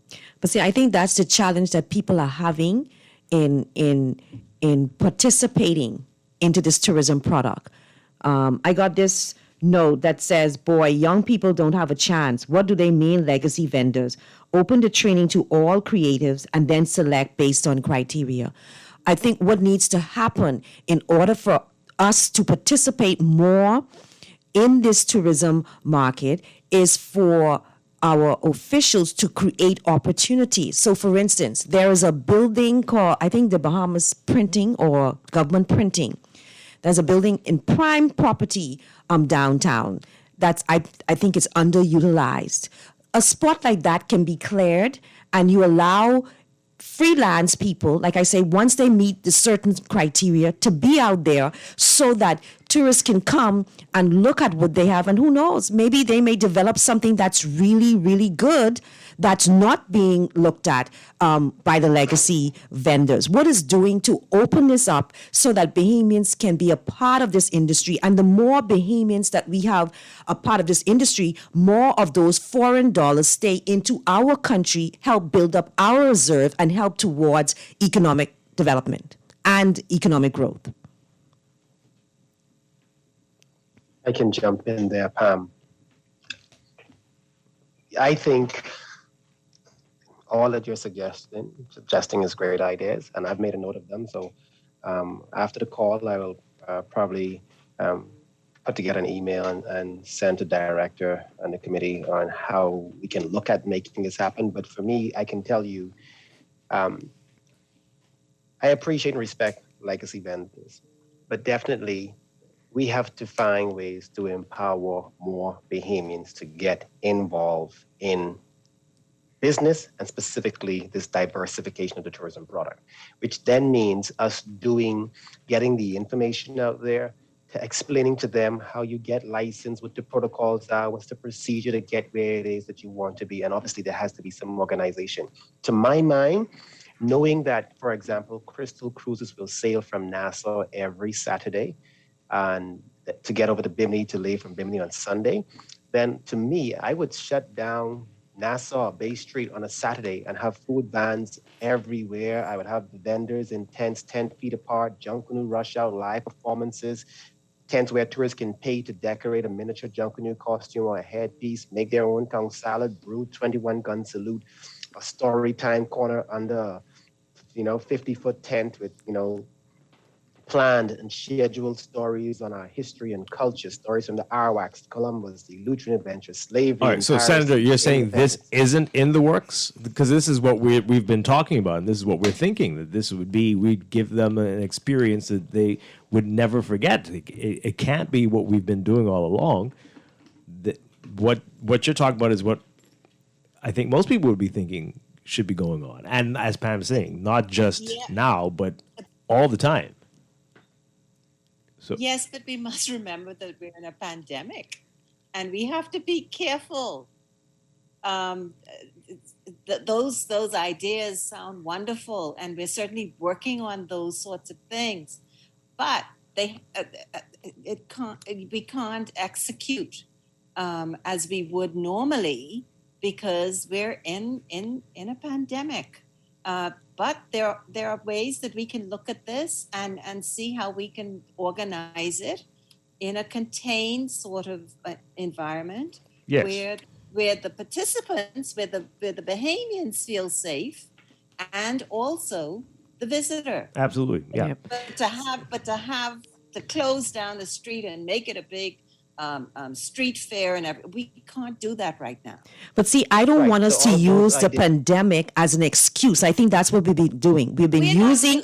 With all due respect, we're not using it as Okay. an excuse. It isn't an excuse. It is a reality. No, when I say we you, have to work within the confines. We have to work within the confines of what we are given. I agree. As safety protocols. I agree. But this is why I say use it as an excuse. Because if we have a blueprint and a plan, all of that would have been documented in this blueprint and plan, and it only leaves for execution. While we're in the pandemic, we're behind the scenes and we're putting our plan together. We're putting our master plan together with all stakeholders so that the minute we are able to exit this, we are talking about execution, not planning, not getting advice to do it. And that's why I say we're using the pandemic as an excuse. So Pam, let me just jump in there, please. So Pam, again, I've made notes of all the suggestions you and Dwight are raising. And like I said, I support them. I agree with them. The problem is the pandemic is not being used as an excuse. I would say, left to me, I would love to see all of these things done. Left to me, I would love to see them done. But realistically, I began the conversation this morning saying that the tourists are looking for seamless and safe experiences. That remains the problem we have. It's not an excuse, but the tourists would love to experience all of these things that they've seen on YouTube and they've heard about, and family and friends have told them about, showing them pictures of. Unfortunately, because of the pandemic, we can't roll it out the way we would like. But to your point, after this, what can we do? When we get out of the pandemic, that would be ideal. When you say, how do we keep it going? These are the things to keep it going after the fact. But right now, during the pandemic, to Dwight's point earlier, what is the focus? I believe we have to chew gum and walk at the same time. So we have to focus on provisioning the cruise ships. That's one. Getting all the Bahamians, young and old, who are able to provide the food and the drinks, etc., for these ships, which the door has been opened and TDC is helping make that happen. That's one thing on the left hand. On the right hand, we have to focus on direct sell to tourists as well, for tourists who are looking for authentic experiences that just can't be done in mass numbers and mass gatherings. There could be a Bahamian entrepreneur who does a golf cart tour, a bicycle tour, a walking tour, and arranges and partners collaborate with somebody else who may have a Junkanoo shack where a family or a small group can go in and learn to make their own costume. Someplace where there could be a cooking experience on the various family islands and how we make chicken sauce, how we make Johnny cake.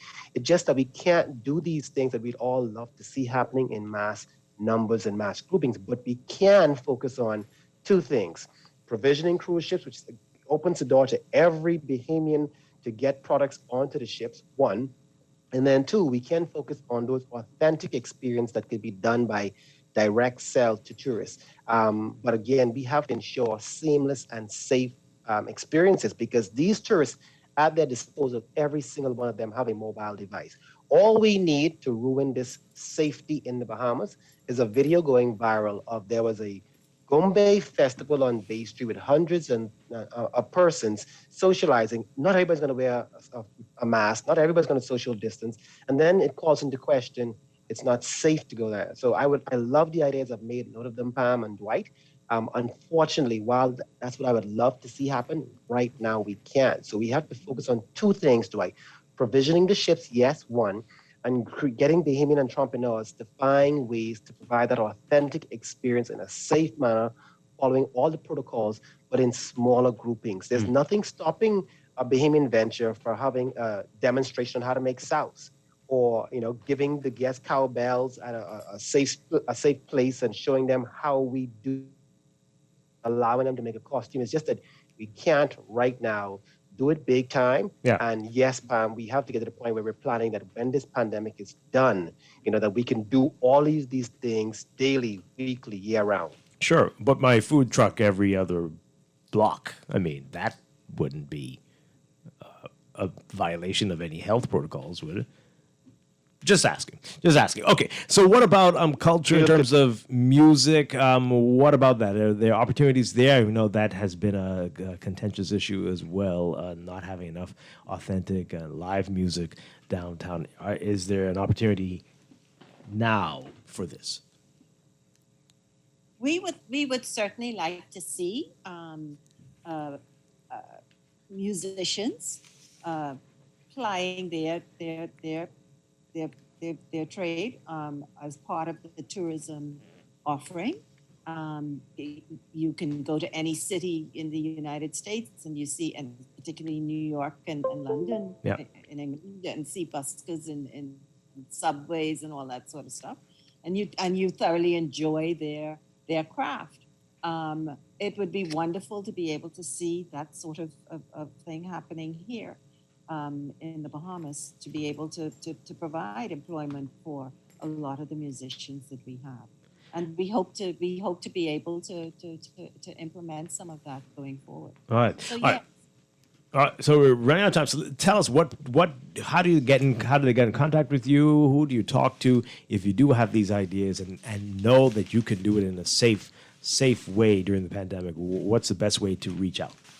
Okay, well, through the Tourism Development Corporation, our number is 603-4850, 603-4850, and our website is www.tdcbahamas.com. Okay. All right. This is exciting. We don't have much time.